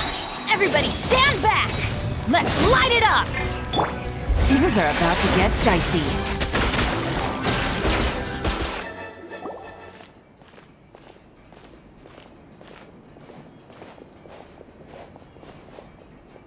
Why have you stopped, Lenny? Is there some device in that box? Huh. It just looks familiar somehow. Let me check this out for a second while you guys go on ahead. If anyone makes a major discovery, let's rendezvous here. All right, see you in a bit!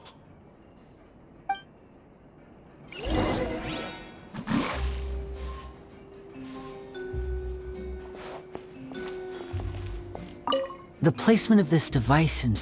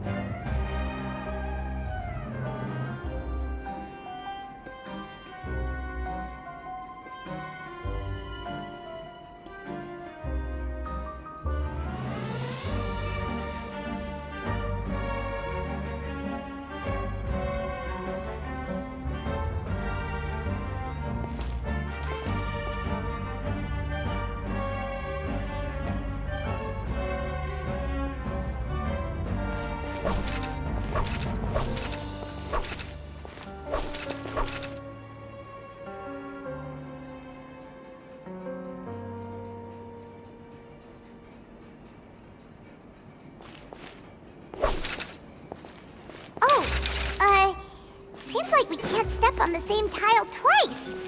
Guess we've got to finish it in one run, huh?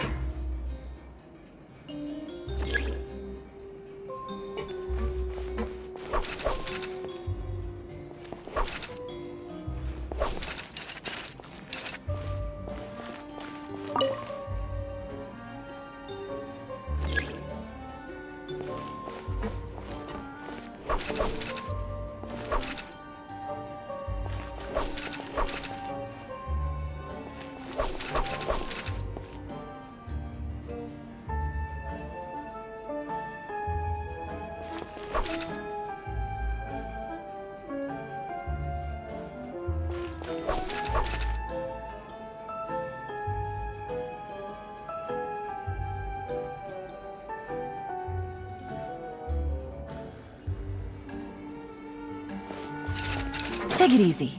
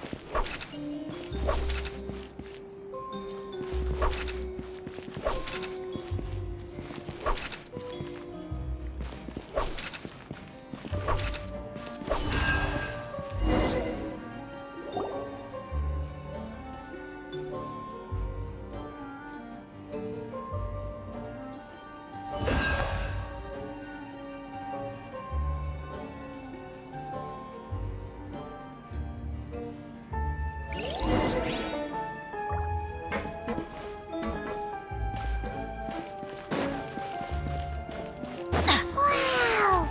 There's a hidden room here! Let's see! This book's thick as a brick! Let's take a peek inside it, shall we?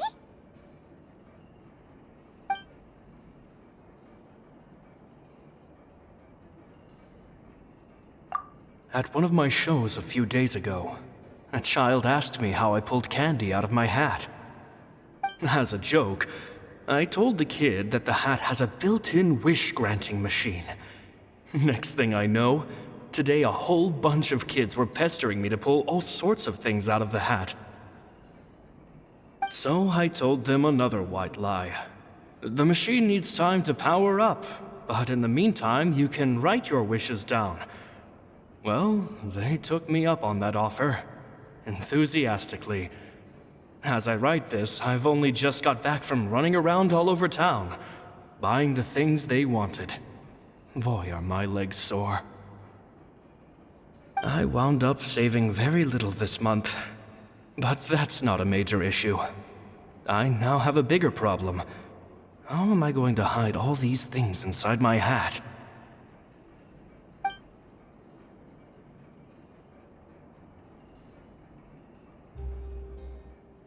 Two children came to talk to me after today's show.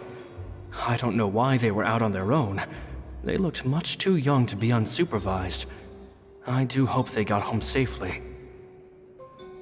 Anyway, they said that they wanted me to teach them how to do magic. It's not uncommon for children to ask this, of course, but I've never seen any of them as serious about it as these two. I told them that learning magic is very hard work, but that didn't faze them at all. It's like they already knew. They seemed so committed. I couldn't turn them down.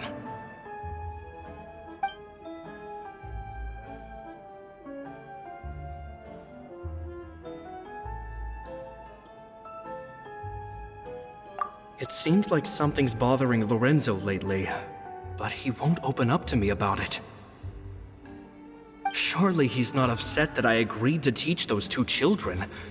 I'll have to talk him around. I have a good feeling about those kids. They're naturally talented, and it seems like they're not new to the world of magic. They have all sorts of fantastic ideas. All I'm really doing is helping them develop a more professional standard training plan. They wanted to call me Master, but I told them they absolutely mustn't. Any magician worth their salt could have taught them what I have. They're the geniuses here. Compared to them, I don't deserve to be called any sort of master.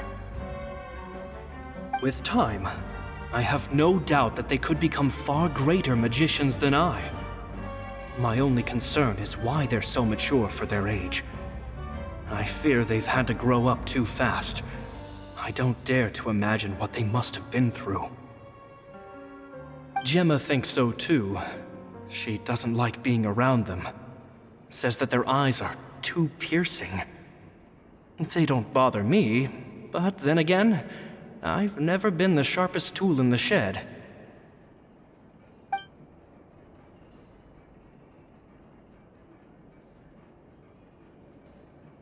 It's nearly time for me to go on tour. I asked the two kids if they'd like to come with me, but they shook their heads. I once overheard them talking about their father and their mission. Sounds like their parents have other plans for them. I guess we'll be parting ways soon.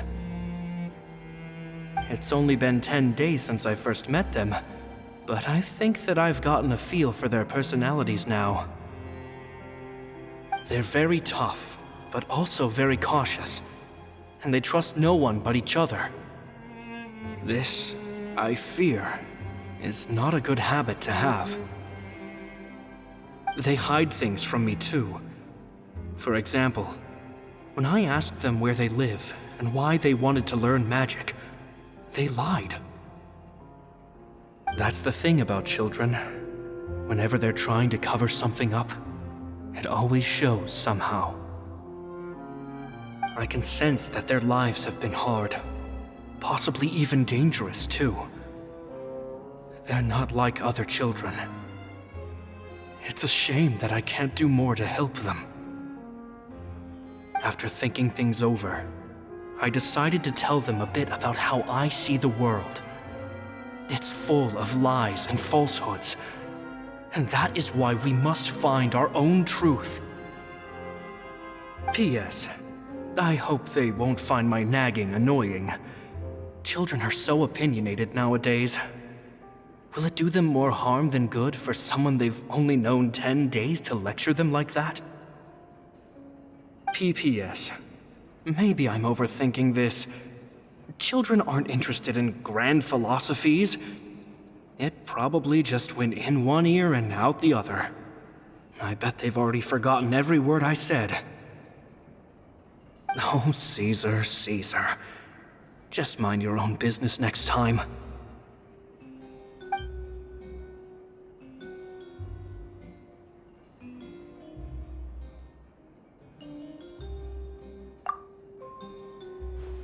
Two magic geniuses with a father and a mission, huh?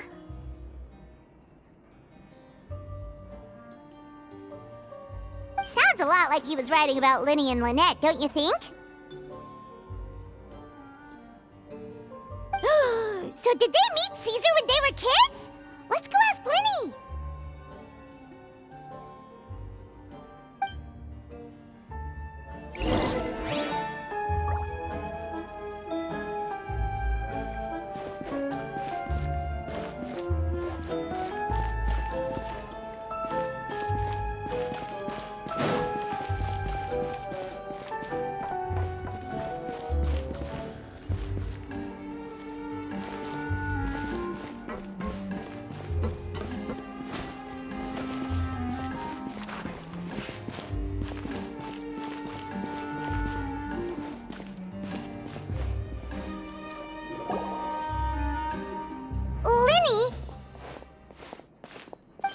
Hold that thought.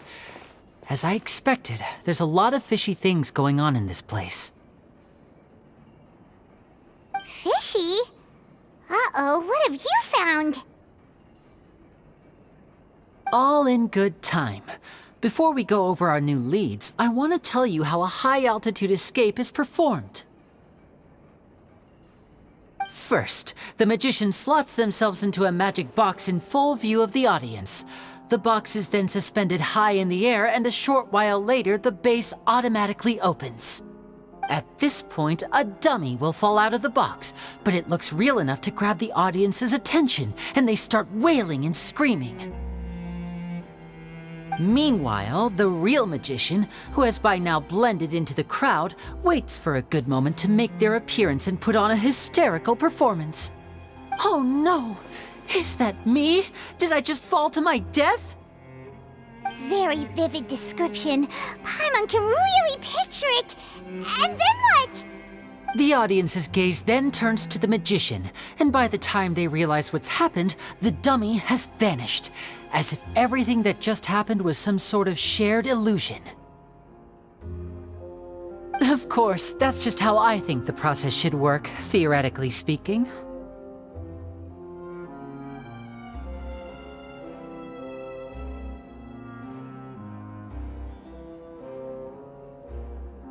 The inventor of this trick never performed it successfully. When the box opened, Caesar was the one who fell out, and not the dummy.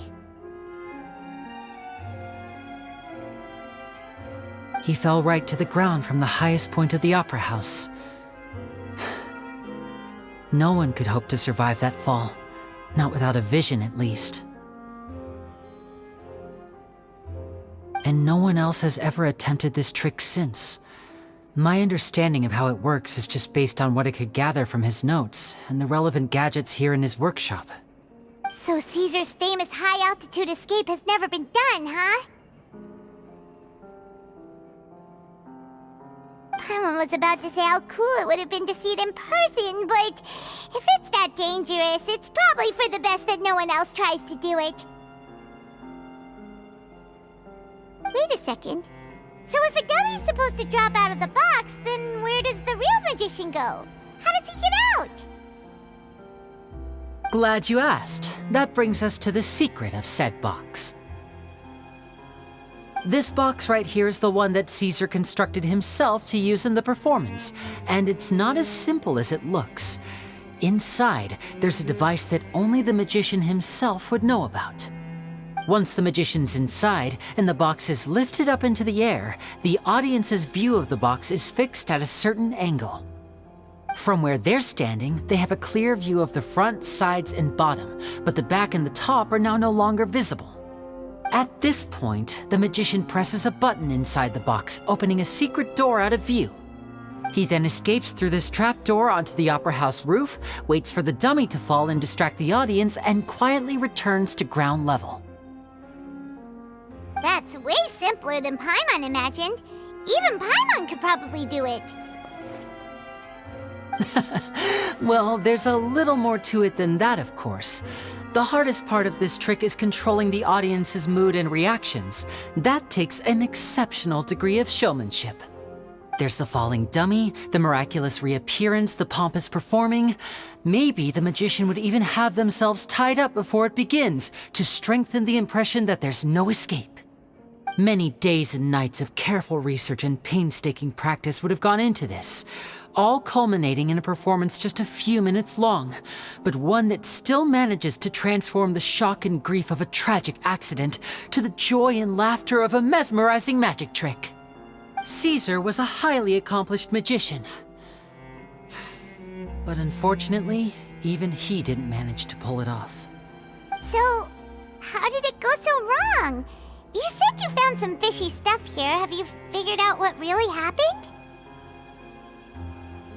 I can make a pretty good guess. I looked into the case files. The magic box Caesar was using at the time of his death had the secret button I mentioned positioned on the right-hand side. And sure enough, he always used his right hand as his dominant hand in public. Okay. Nothing suspicious there. But here's the strange thing.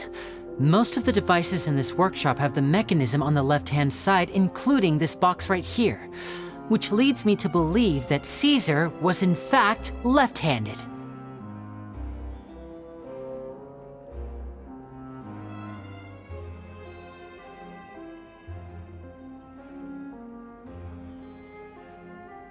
Because a magician can't afford to have their most basic habits stand out too much. People naturally focus their attention on the most important details of the task or situation at hand. But a magician needs to be able to redirect an audience's attention at will so as to avoid arousing their suspicion. The essence of magic is getting people to believe a lie. If even the truth raises eyebrows, the falsehoods become all the more difficult to mask. And so, Caesar trained himself to use his right hand to align with his audience's expectations. Great magic always requires sacrifices. But in his most stressful and nerve-wracking moments, and when no one was watching, reflex would kick in and he'd use his left hand. That's why he set his gadgets with the mechanism on his left.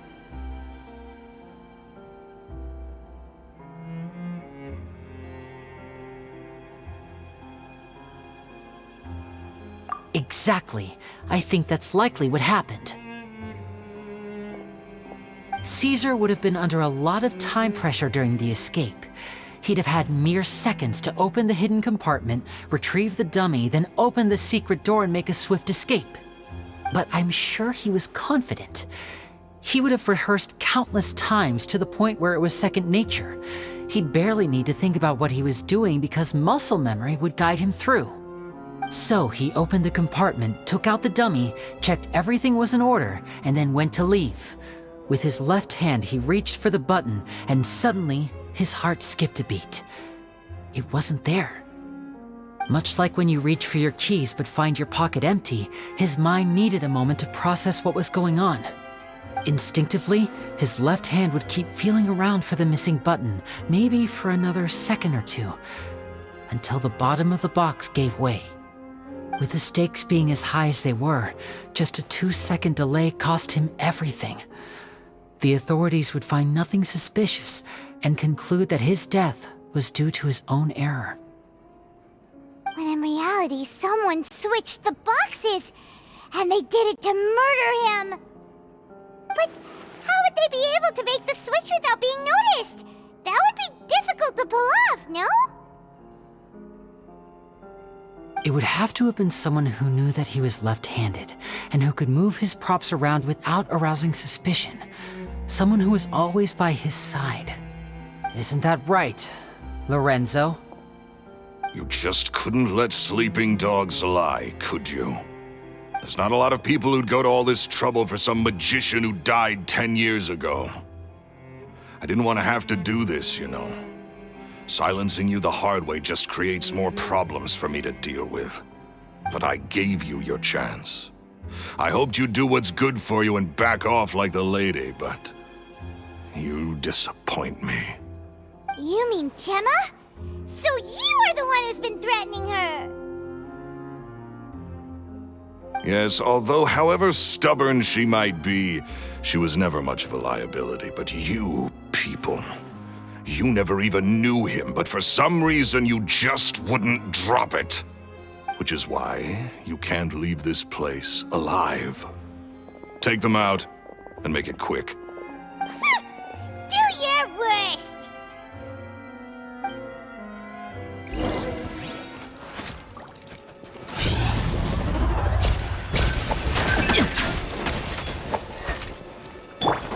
Be amazed!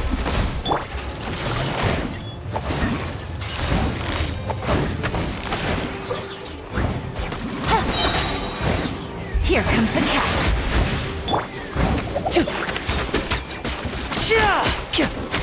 Step right up. Teamwork is dreamwork! Huh? Quietly now. Step on up!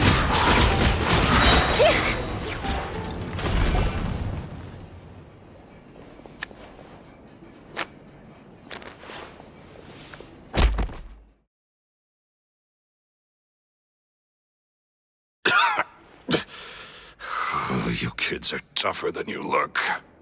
Had enough yet, Lorenzo? Your cronies can't help you now.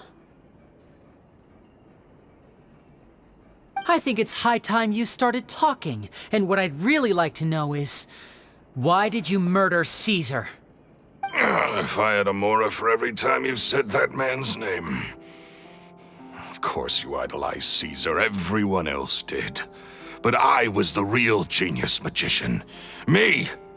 He was just an amateur who did cheap tricks for gullible children. I was the one who made magic into the fine art it is today. The aristocrats doffed their hats to me! So it was jealousy. Jealousy. Hatred, more like. I hated Caesar. All he cared about was his magic. He lived and breathed it. He poured everything into his street performances and his stupid tours like it was just a hobby to him, never bothering to think about Mora. What sort of fool devotes their life to the art of deception and never has a Mora to show for it? But the people loved him, didn't they? Oh, how they looked up to him. No one gave me a second look. All I ever heard was, "Oh, your master's amazing, isn't he?" Amazing. Yeah, so amazing that he was completely broke. Every other apprentice was living it up at their master's expense, but no, not me. I put in all the work, mastered all the skills, and it brought me nothing more than the life I already had.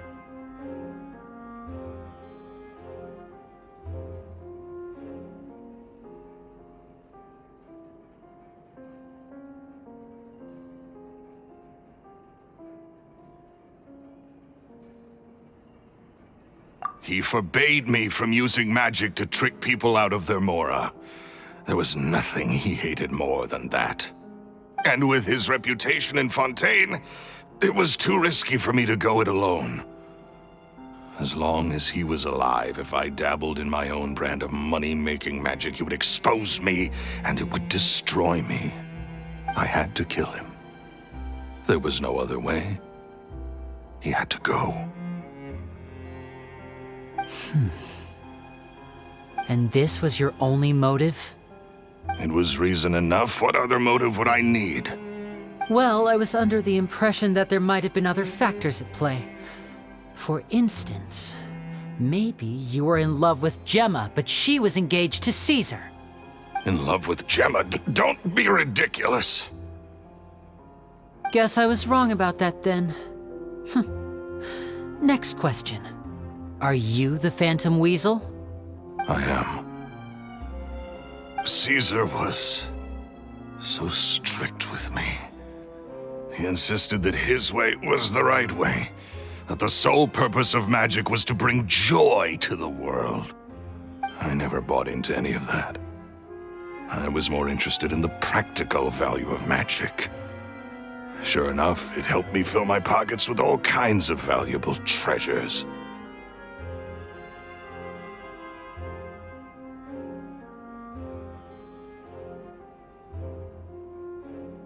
Oh, yeah! Charlotte told us that the weasel would steal whatever people valued, no matter how much it was worth. That's just how it looked from the outside. What would any thief want with second-rate loot? I've only ever targeted high-value items. I stole cheap things as a way of practicing my craft. It was other people's overactive imaginations that conjured up the preposterous image they then dubbed the Phantom Weasel. So that's the story, huh? Well, I hope you're ready to tell it all over again during your trial. What choice do I have? You're a pack of wolves, and you've got me between your jaws. You've seen what's here, and my last-ditch effort to stop it getting out has failed. What else can I do? So be it. I've enjoyed power and wealth for the last 10 years, the likes of which Caesar could never give me. I wouldn't choose for things to end this way, but I regret nothing. Very well. In that case, I'll contact the guards. Traveler, Paimon, keep an eye on Lorenzo for me. I'll meet you just outside the workshop when I'm back.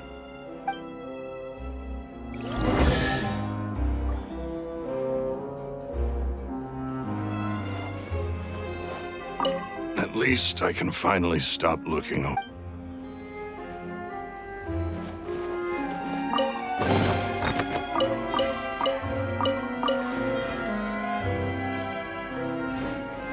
At least I can finally...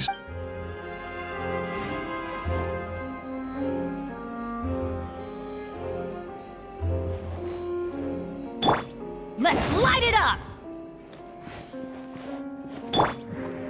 Let the magic begin!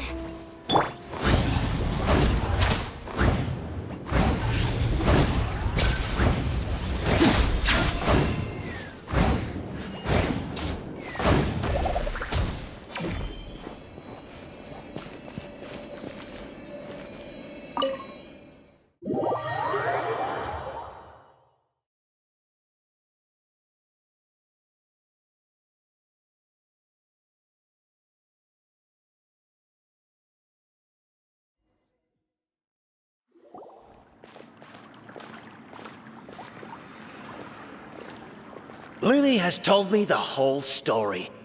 Lorenzo, do you confess to the murder of Caesar and to framing him for the Phantom Weasel's crimes? Look who's finally developed a conscience. What kind of disciple murders their own master? I hope it was worth it, because there'll be hell to pay.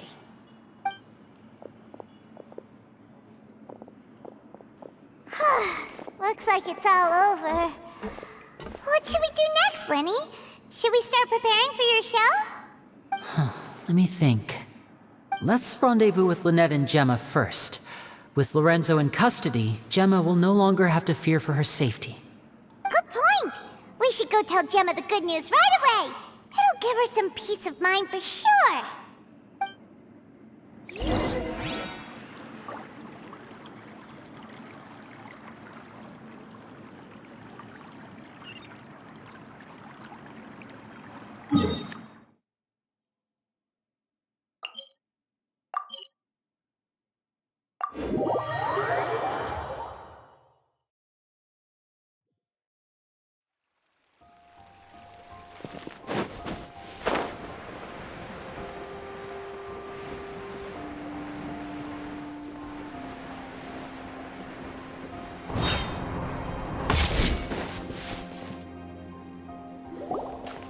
Ah, you're back. You were so quick. I've only just finished my third dessert. Your third? Lynette, come on, we've talked about this. Everything in moderation. You're not gonna have any room left for dinner now. It's fine. I'll shift to exercise mode and jog off the excess sugar. That's besides the point. Well, it's done now, but try to eat a more balanced diet in the future.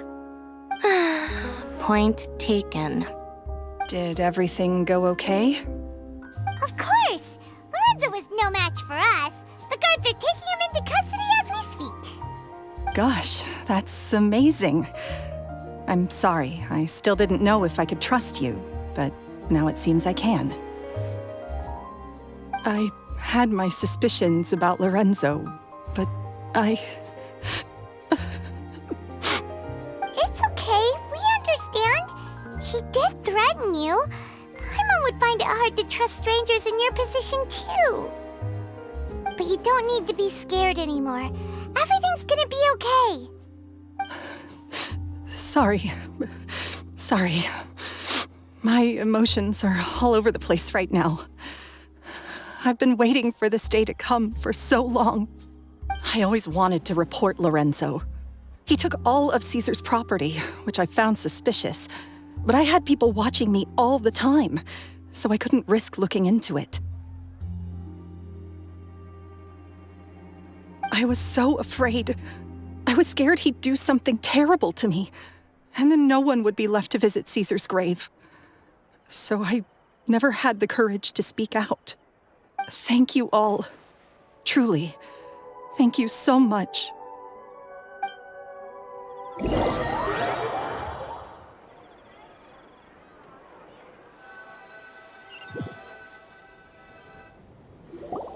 Thank you all for clearing Caesar's name.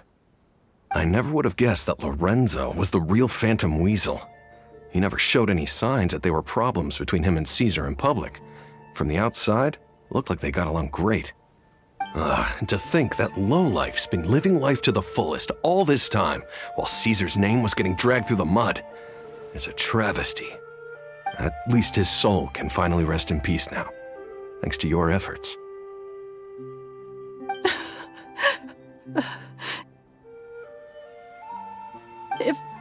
If only I'd realized before it was too late. Don't blame yourself, Gemma. This isn't your fault. Yeah, you still have the rest of your life to live. Caesar wouldn't want to see you spending it feeling guilty. Cheer up, Gemma. My brother's doing a magic show at the Opera House tomorrow evening. Would you like to come along? It might raise your spirits. This show will be a special one. We're holding it in Caesar's honor. In Caesar's honor? Really? Oh, thank you. I'll be there. Great. We'll see you tomorrow evening. Traveler, Paimon, don't be late. Don't worry, we'll be there. No way are we gonna miss out on a free magic show. Wait, Paimon feels like we're forgetting something. Oh yeah, Caesar's diary! We never found out if the two kids Caesar taught magic to were Linny and Lynette or not. Linny changed the topic back in the workshop, so we didn't get a chance to bring it up. Oh well, guess we'll just have to ask Linny tomorrow evening.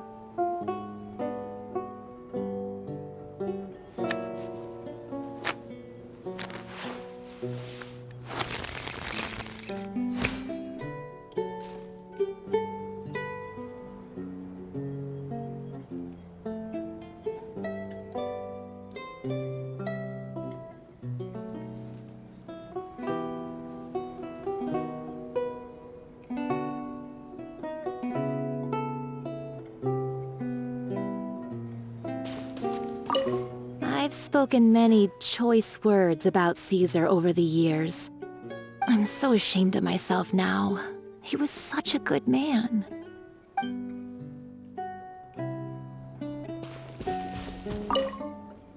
I can't believe Lorenzo was intimidating Gemma all this time. He comes around here sometimes. Not to clean Caesar's grave, though. He just stands off to the side and watches Gemma from a distance. She must have known, but she never asked him to leave. I wonder why that is.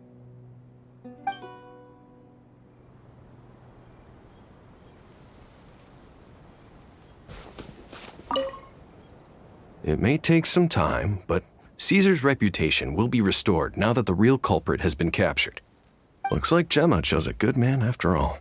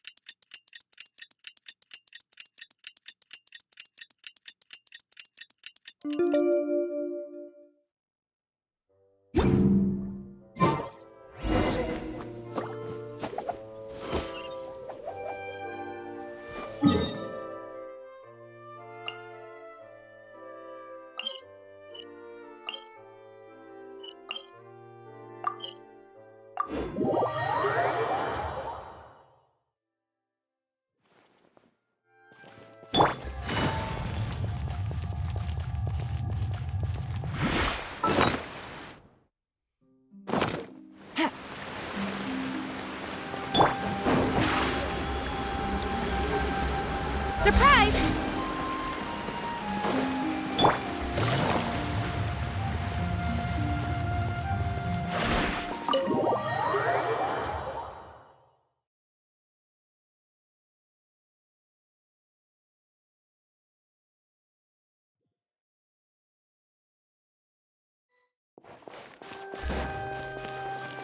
Take it easy.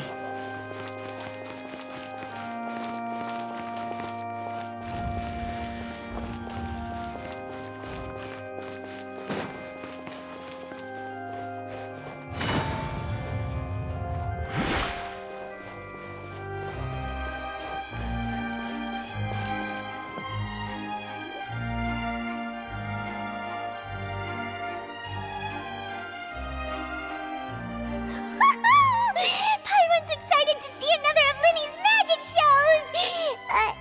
Wait. Lynette, shouldn't you be on stage by now? Not this time. My brother's going solo today. So I'll be watching with you. Good evening, ladies and gentlemen. I hope everybody's ready because the show is about to begin. The great magician Linny has prepared a spectacular show for us all tonight, concluding with an all-new grand finale that no audience has ever seen before. Wow! A new trick! Thank you all so much for coming. Now, prepare to join me on a journey through the mystical and miraculous.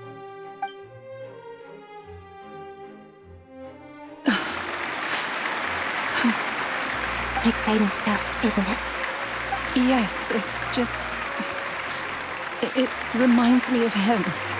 No wonder. Caesar was a famous magician too. So, how did you two first meet, Gemma?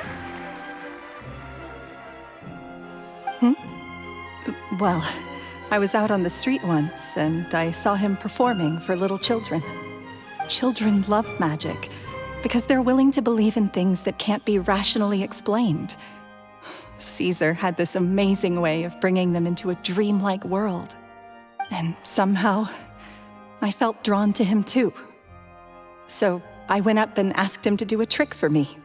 Aw, that sounds so romantic. What trick did he do? It was with a flower. He took it in his hand, snapped his fingers, and it magically appeared on my head. I was so happy that day. No one had ever given me a flower before that. Oh, that's so cute!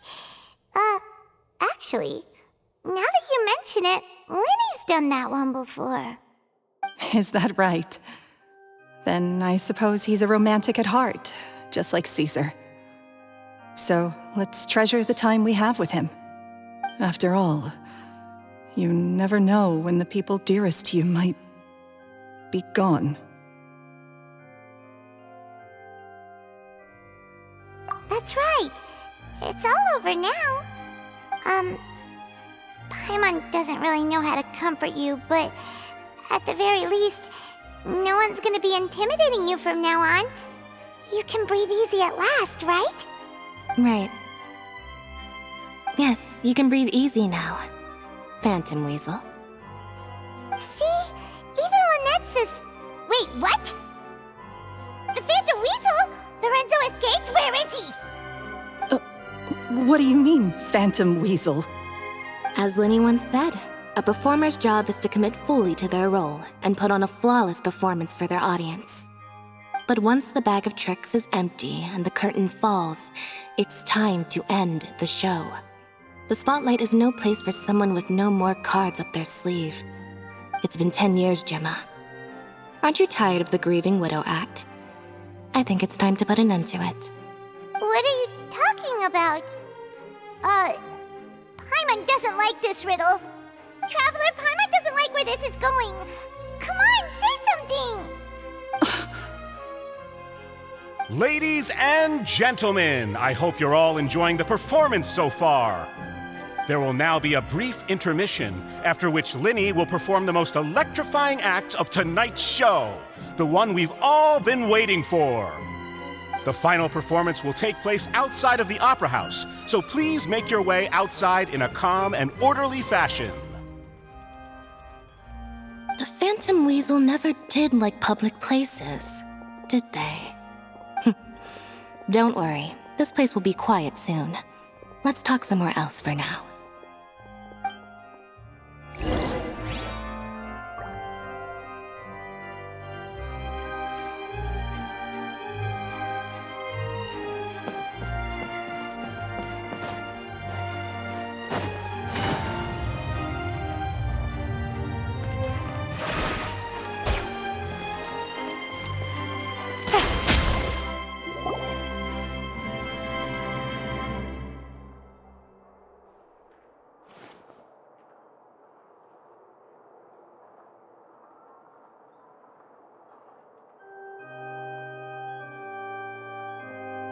Dear me, this is awkward, isn't it? And unfortunately, I'm all out of gadgets, so I'm afraid I can't do any tricks to liven up the mood. This is a big mistake for a magician to make, but thankfully, I do have a backup plan. Now, who wants to hear a story? Lenny? Don't we have more important things to address right now? Lynette accused Gemma of being the real Phantom Weasel a moment ago. Oh, what the heck's going on? All in good time. Magicians are good at guessing what people are thinking. I know the questions you want to ask. And as it happens, the story I'm about to tell might answer a few of them. Really? Well then, let's hear it! Paimon's dying of curiosity here! Let's go back to the very beginning. A decade ago, when the Phantom Weasel was terrorizing the court of Fontaine. She never missed a target, never left a trace, and no treasure was safe from her thieving hands. But as her infamy grew, so did the readiness of the police, and her opportunities to act became ever fewer. Every day, she ran the risk of being exposed for who she was. Of course, she could not simply take this lying down, and before long, she found her ticket to freedom. She would create a scapegoat, a false weasel to close the chapter on her behalf. After weighing her options, she set her sights on a renowned magician, Caesar. After all, magic and theft shared enough similarities for people to buy the story when the truth came out. So then what? Being the master deceiver she was, the weasel easily earned Caesar's trust. Now all that remained was to frame him for her countless crimes. But as she was considering how to make her move, she noticed Caesar's aggrieved pupil, and a new thought entered her mind. Maybe I don't need to get my hands dirty after all. At her encouragement, Lorenzo tampered with Caesar's magic box, causing him to fall to his death. Afterwards, Lorenzo seized his master's property, and the weasel set about tarnishing Caesar's reputation. Two co-conspirators committed the perfect crime.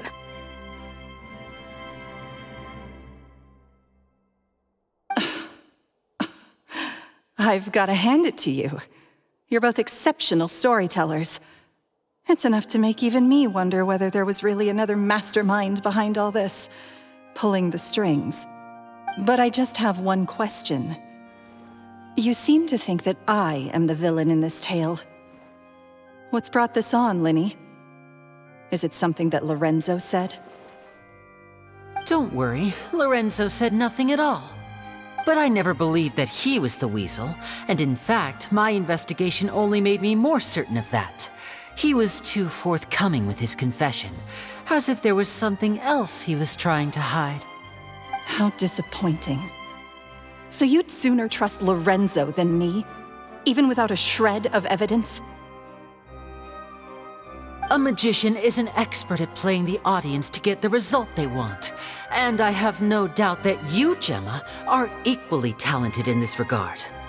With a little help from Lorenzo, you put on a very convincing performance. The lovesick fiancé, whose devotion to her betrothed is unshakable, even under threats of violence. Caesar was maligned and hated by all for 10 years, but you? Everyone sympathized with your plight. Who would suspect for 1 second that the lovely young lady always seen weeping in front of Caesar's grave was actually the mastermind behind his demise? No, not that poor lady. Perish the thought. Wait, so you mean the whole intimidation thing was just a hoax? Gemma and Lorenzo were both in on it? But why would Lorenzo agree to that? And why didn't he sell her out even at the end instead of admitting to being the weasel himself? Yes, why indeed? Maybe Gemma herself could enlighten us on that question. Well, Linny, if you're so confident in your version of events, then I think the answer should be obvious. Having killed Caesar with his own hands, Lorenzo was plagued by overwhelming guilt. Revealing the Phantom Weasel's true identity would serve no purpose. But if the weasel remained free, then she could take care of Lorenzo's loved ones. An excellent answer, though sadly a little dull. Is that right? Well, don't let me bore you. If you'd care to change the topic to something more interesting, I'd be much obliged. As a matter of fact, there's one thing I'd really like to understand. Why would the real Weasel have targeted things that only have value to other people? Could you shed any light on that? Of course. After all, we're just telling stories here, aren't we? If I had to guess, I would say that the real Weasel must have had a terrible childhood. Left to fend for herself after her parents died young. Betrayed, scorned, beaten.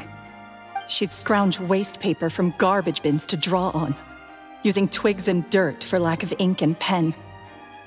She'd sew ugly rag dolls from whatever scrap material she could get her hands on. This was her only source of happiness in life. But it was all she needed, and she was content. Until the world decided that even this was too good for her. Once again, she was betrayed. And this time, everything was taken from her. She felt like life was a miry pit that dragged her further down the more she struggled to escape. At that tender age, she should have been happy. Instead, she stood in the shadows and watched with envy as all good things in the world passed her by. This was a fate too cruel for anyone to bear. Her pain became a breeding ground for dark thoughts. Thoughts which festered and grew into a twisted solution to her troubles.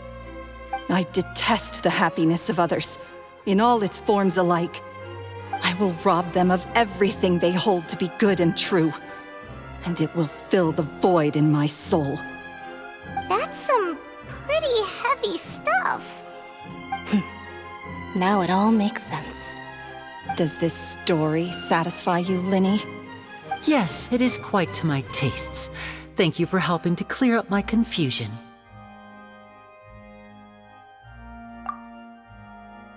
Huh. That's right! What drove you to write that letter, Gemma? What were you trying to achieve there? Because without that, none of this would have ever come to light. She didn't write the letter. After 10 long years, I'd hoped that the Phantom Weasel would be consigned to the history books by now. But it seems like someone still wasn't ready to let her finally be at peace. Linny. Or should I call you the Phantom Copycat now? You were the one who posted that letter outside the Opera House. But why?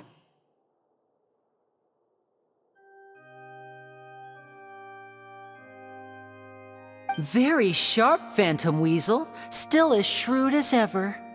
Well, no need for me to be coy about it. Our goal was to clear Caesar's name. The most straightforward way to change the public's impression of Caesar was to force the Weasel to show themselves. That's it? You had no other agenda? Of course we did. We made it quite clear in the letter, I believe. I shall take from you that which you hold most dear, just as you did to me 10 years ago. 10 years ago? You mean Caesar's death? You met him? Wait. Oh, I get it. You were those two obnoxious kids. It's been so long, and you're all grown up now. I didn't recognize you. He taught you magic back then, didn't he? For what, 10 days or something? And you went to all this trouble. Why? Because you feel like you still owe him something? We remember all our debts, however great or small. 10 years ago, Caesar's reputation was torn to shreds, and his legacy was thrown out. 10 years on, and no one cares what the truth is anymore. But we did not forget, and so we came to find you. And? What exactly did you take from me? I'm still standing, as you can see. Lorenzo has admitted to everything. I'm free. Free? Do you really think so? Caesar once told me that even though the world is filled with lies and falsehoods, we must find our own truth. I think that applies to you too. Truth can take many forms. Prized possessions with nostalgic value, fervent hopes and dreams, and irreplaceable people. Life took many things from you, and those wounds never healed. When they ached unbearably in the dead of night, stealing became your way of numbing the pain. What are you trying to say?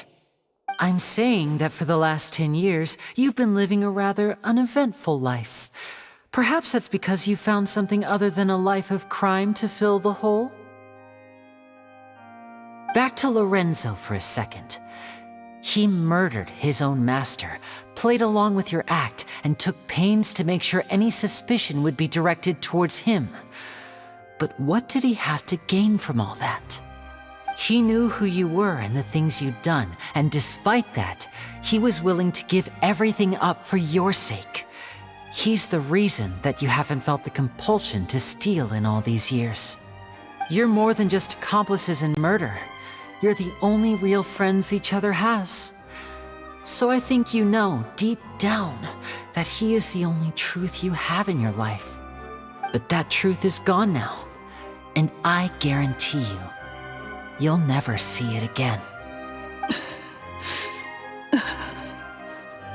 Congratulations on your freedom, Gemma. Your freedom will cost you dearly. From now on, you'll be all alone in a world full of lies and falsehoods. I do hope you'll be able to bear it. You've still got a long life ahead of you after all. Gather round, one and all. The time has now come for the amazing Linny to perform his final act in tonight's show. I'm sure you're all wondering what he has planned for the grand finale. Well, wonder no more, for the answer is a death-defying high-altitude escape. A high-altitude escape? I'm sure you all remember the magician Caesar. This was the very trick that led to his fatal fall, after which he was dubbed the Phantom Weasel. So we have now learned that Caesar was wrongly accused, and that the real Weasel has now confessed to their crimes. Guess that's my cue to leave. Whew. I've been practicing this one for ages now, but I'm still a little nervous. Traveler, Paimon, I hope you enjoy the rest of the show. There may be a lot of people watching tonight, but you alone are my true witnesses.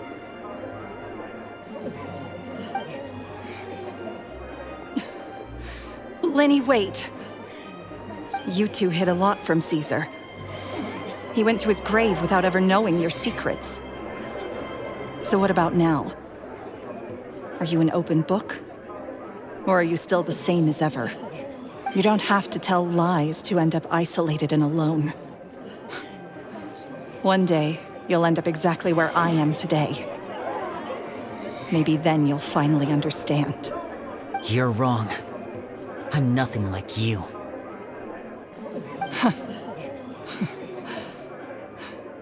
So, what are we, doing now?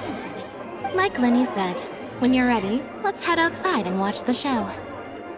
But what about Gemma? She'll figure out what's best for her soon enough. Oh, and if you'd like to see Linny after the show, you know where he'll be.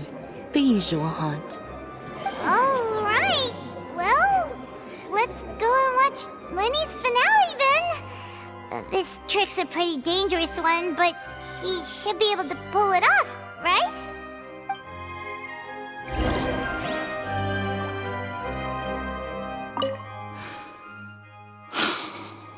What? Sometimes I think I'm like a gambling addict. By the time I come to my senses,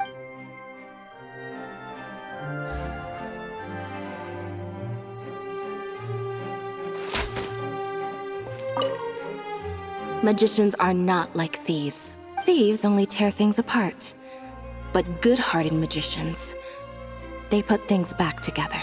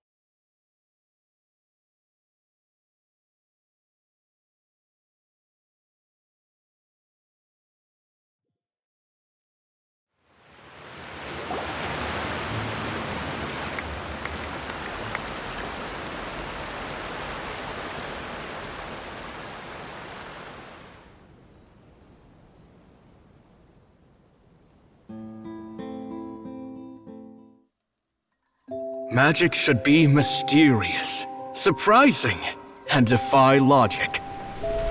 Magic is hard work. Every single movement has to be practiced thousands of times. It's alright. We're used to that.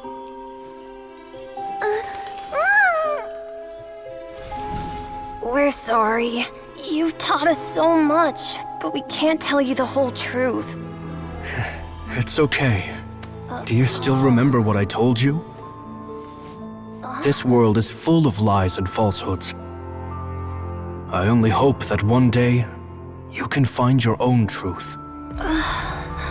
What about you? Have you found your truth? Magic is my truth.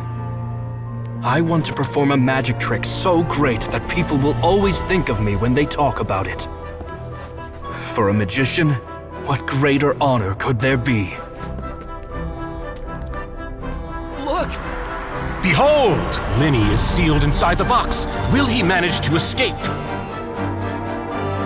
10 years ago, Caesar attempted this very trick, and it was at this precise moment that...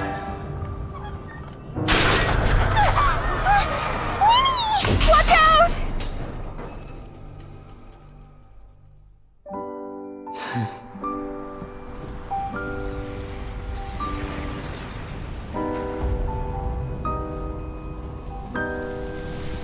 Mysterious. Surprising. And logic-defying. Isn't that right?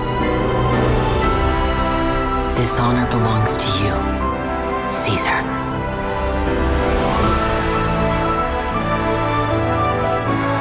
I'm just sorry it's a little late.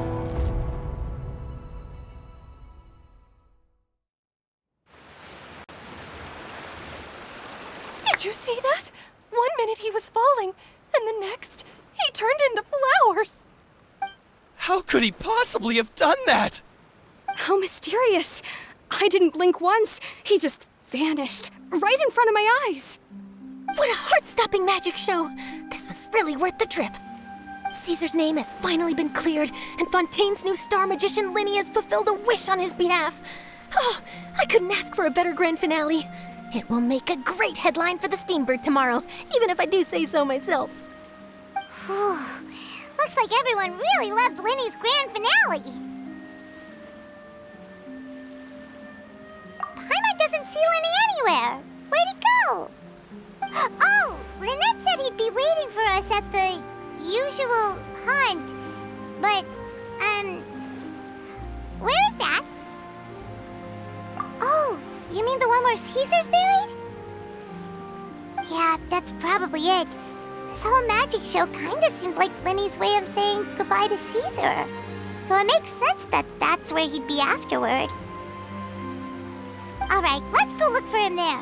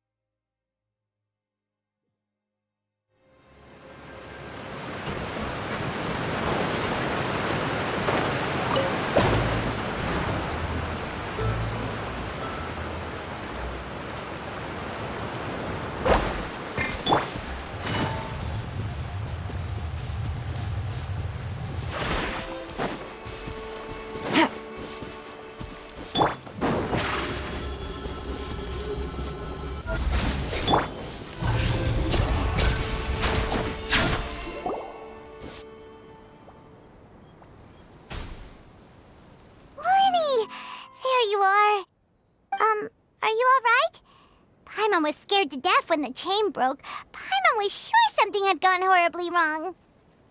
Magic is a performance art. A magician has to get creative to keep the audience on tenterhooks. That's our job. So I tweaked Caesar's original setup a little to keep it fresh. I was honestly a little nervous during the live performance. The thought of falling, suddenly feeling weightless, seeing the sky and the ground spinning and spinning.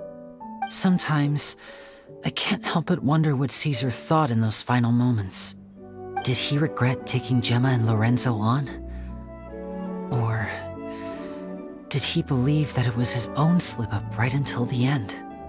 You know, Paimon's been wanting to ask you about something ever since we were in Caesar's workshop. You learned magic from Caesar once, didn't you? When was that? After I joined the House of the Hearth.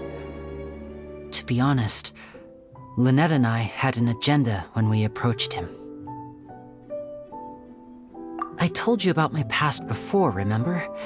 As a young boy, I survived by secretly learning magic from street performers. I'd watch their tricks and try to figure out how they were done. But I quickly realized that observation alone could only get me so far. What I saw was the polished final performance, but the rigorous training they put in behind the scenes remained invisible to me. I needed to learn how to improve my sleight of hand, hone my misdirection skills, and make niftier props. We were gifted enough that we'd made some progress by ourselves, but without proper guidance from a professional magician, we quickly plateaued. So that's why you sought Caesar out? Yes, we figured there was no harm in asking, but it took us by surprise that he was so willing to teach us. In all, we only spent 10 short days together, but he was very good to us. By contrast, we hid so many things from him. For instance, when he asked why I wanted to learn magic, I answered, "It's my passion." But in truth, there was already a lot more to the story by then. After being taken in by an aristocrat for our magic talent, then betrayed soon after, this was no longer about me doing what I loved. What amazed me was how the lie escaped my lips even as I was hesitating over whether to tell him the truth. Trust is a beautiful thing. Sadly, I'd forgotten how to trust by then. Winnie. Still worried about the way I feel? You really are a gentle soul, aren't you? But don't worry, I'm used to it now. From the mansions of the elite to the House of the Hearth, lies and selfishness have followed me and Lynette everywhere we go. After Caesar went on tour, we became busy with our missions. The next we heard of him was that he'd fallen to his death, and was now declared to be the Phantom Weasel. That night, I remembered his smile. But as I lay there, I didn't know what to say to him. To keep secrets is to put up walls. The longer you keep them up, the less you let people in. Then, one day, you look around and realize your life is like an empty auditorium after a show, full of seats once occupied by all the people who left. But I guess that's the price we have to pay. You only realize how much someone really meant to you when you lose them completely. That's why I was so confident this would hurt Gemma. Because I felt it for myself.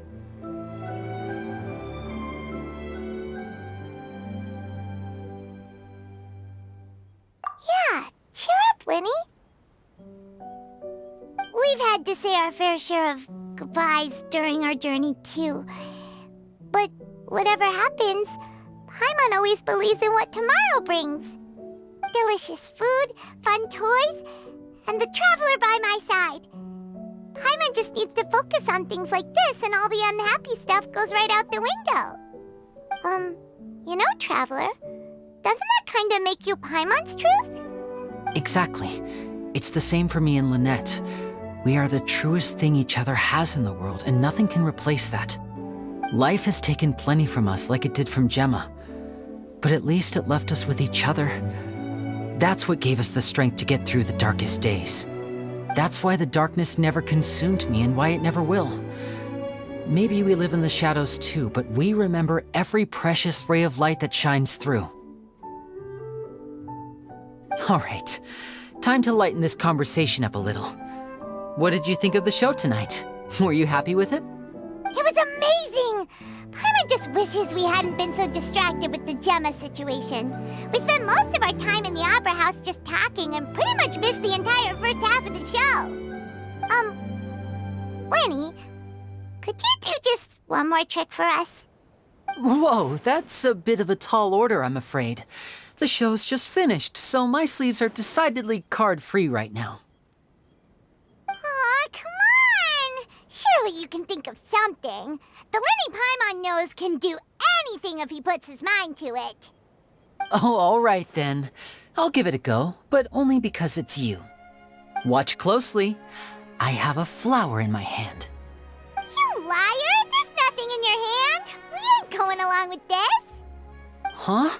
My goodness, you're right. But I could have sworn I brought one here with me. Okay, try this. Count down with me. 3, 2, 1. 3, 2, 1. Now, have another look around. Maybe the flowers appeared somewhere else. Really? Let's see. Wow, there it is! Oh, this is a different flower from the last time, right? This one's called, oh yeah, a rainbow rose. But more importantly, Paimon has to know how the trick is done. Please, Linny, pretty please! Well, if you want to learn magic, you'll have to start by addressing me as teacher. Ugh. Fine. Please, teacher, please! Since you asked so nicely, I'll share one little tip with you. Namely, the student of magic cannot solely rely on others being prepared to reveal their secrets. You have to observe, think, and find the answers for yourself. Is that it? Look at the time. We shouldn't linger here too long. Thanks again for coming to see my show. I bid you both good night. I look forward to seeing you again. All right, fine. See ya. Shall we head back down too? Oh, Paimon can't wait to read The Steambird tomorrow. Paimon bets Linny and Caesar will be placid all over it. Let's head to the Steambird's offices tomorrow morning and see what we can find out.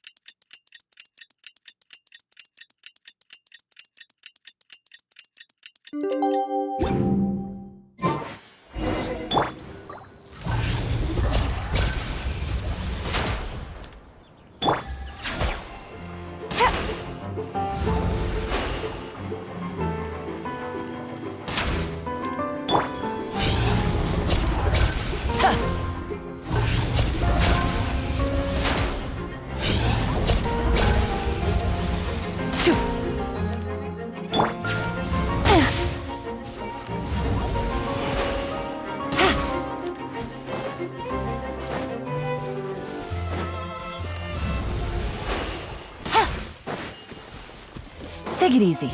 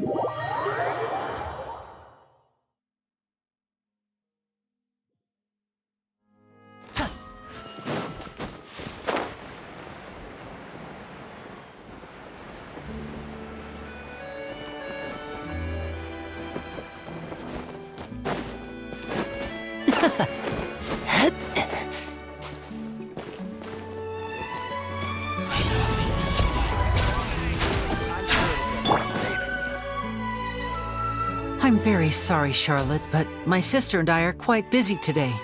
I'm afraid we'll have to decline this interview. Oh, please, Linny, I'll only take a moment of your time, if you would be so kind. Huh? What's happening here? I spent all night writing my piece about the Phantom Weasel, and it was going to go to print this morning.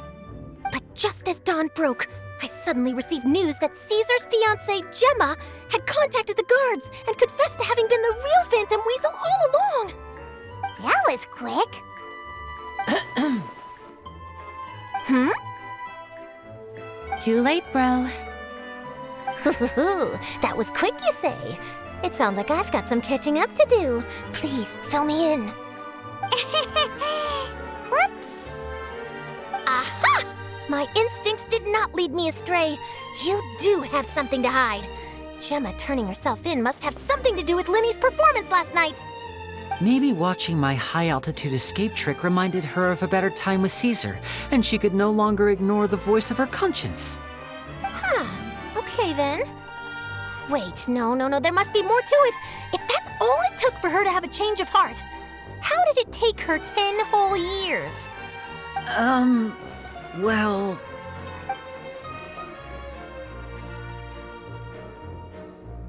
Oh, I remember now! You and Gemma were nowhere to be found after the show. What happened between you? Quickfire question! Where did you all go after the show? Oh, we went to the cemetery and Linny did a private magic trick just for us. Actually, glad you mentioned it, because that reminds Paimon, guess what? Linny started using rainbow roses in his tricks. What? I don't recall ever having received a rainbow rose from you myself. Is this supposed to mean that they're more important to you than your own sister? No, I just, What the... What now? Oh, did Paimon say something wrong again? This is getting pretty awkward. What do we do, Traveler? Seems like this interview wasn't meant to be. Well, never mind. There's always next time. Forgive my persistence, but when there's explosive news waiting to be found, I can't turn away. The news about Gemma has already made waves, and I'll stop at nothing to get to the bottom of it all. Apparently, one of the things she said to the guards was that her final wish is to see Lorenzo one last time. There's clearly a web of complicated relationships there. Can't blame me for being curious. All right, I guess I'll leave you to continue the rest of your conversation in peace. Bye for now.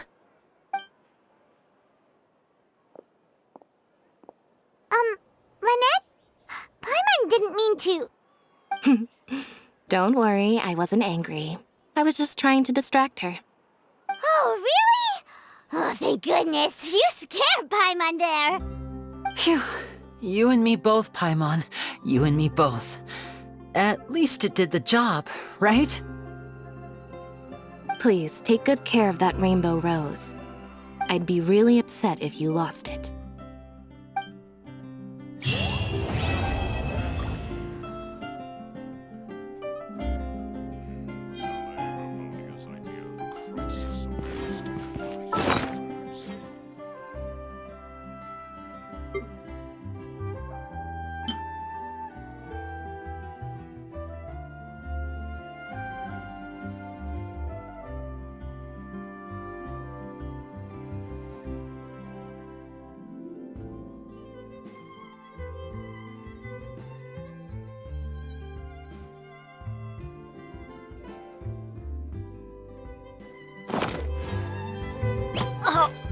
Wow! Where did that come from?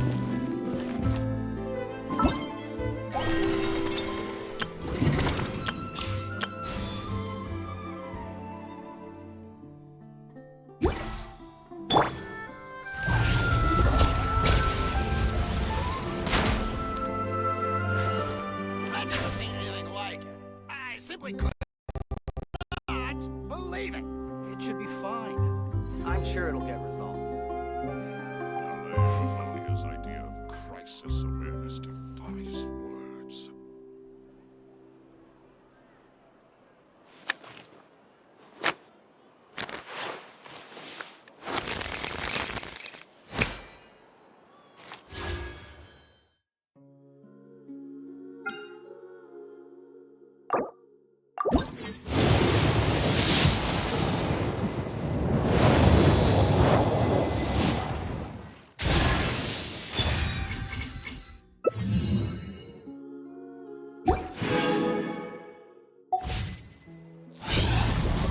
I've never seen anything like it. I simply could not It should be believe fine. it. I'm sure it'll get resolved.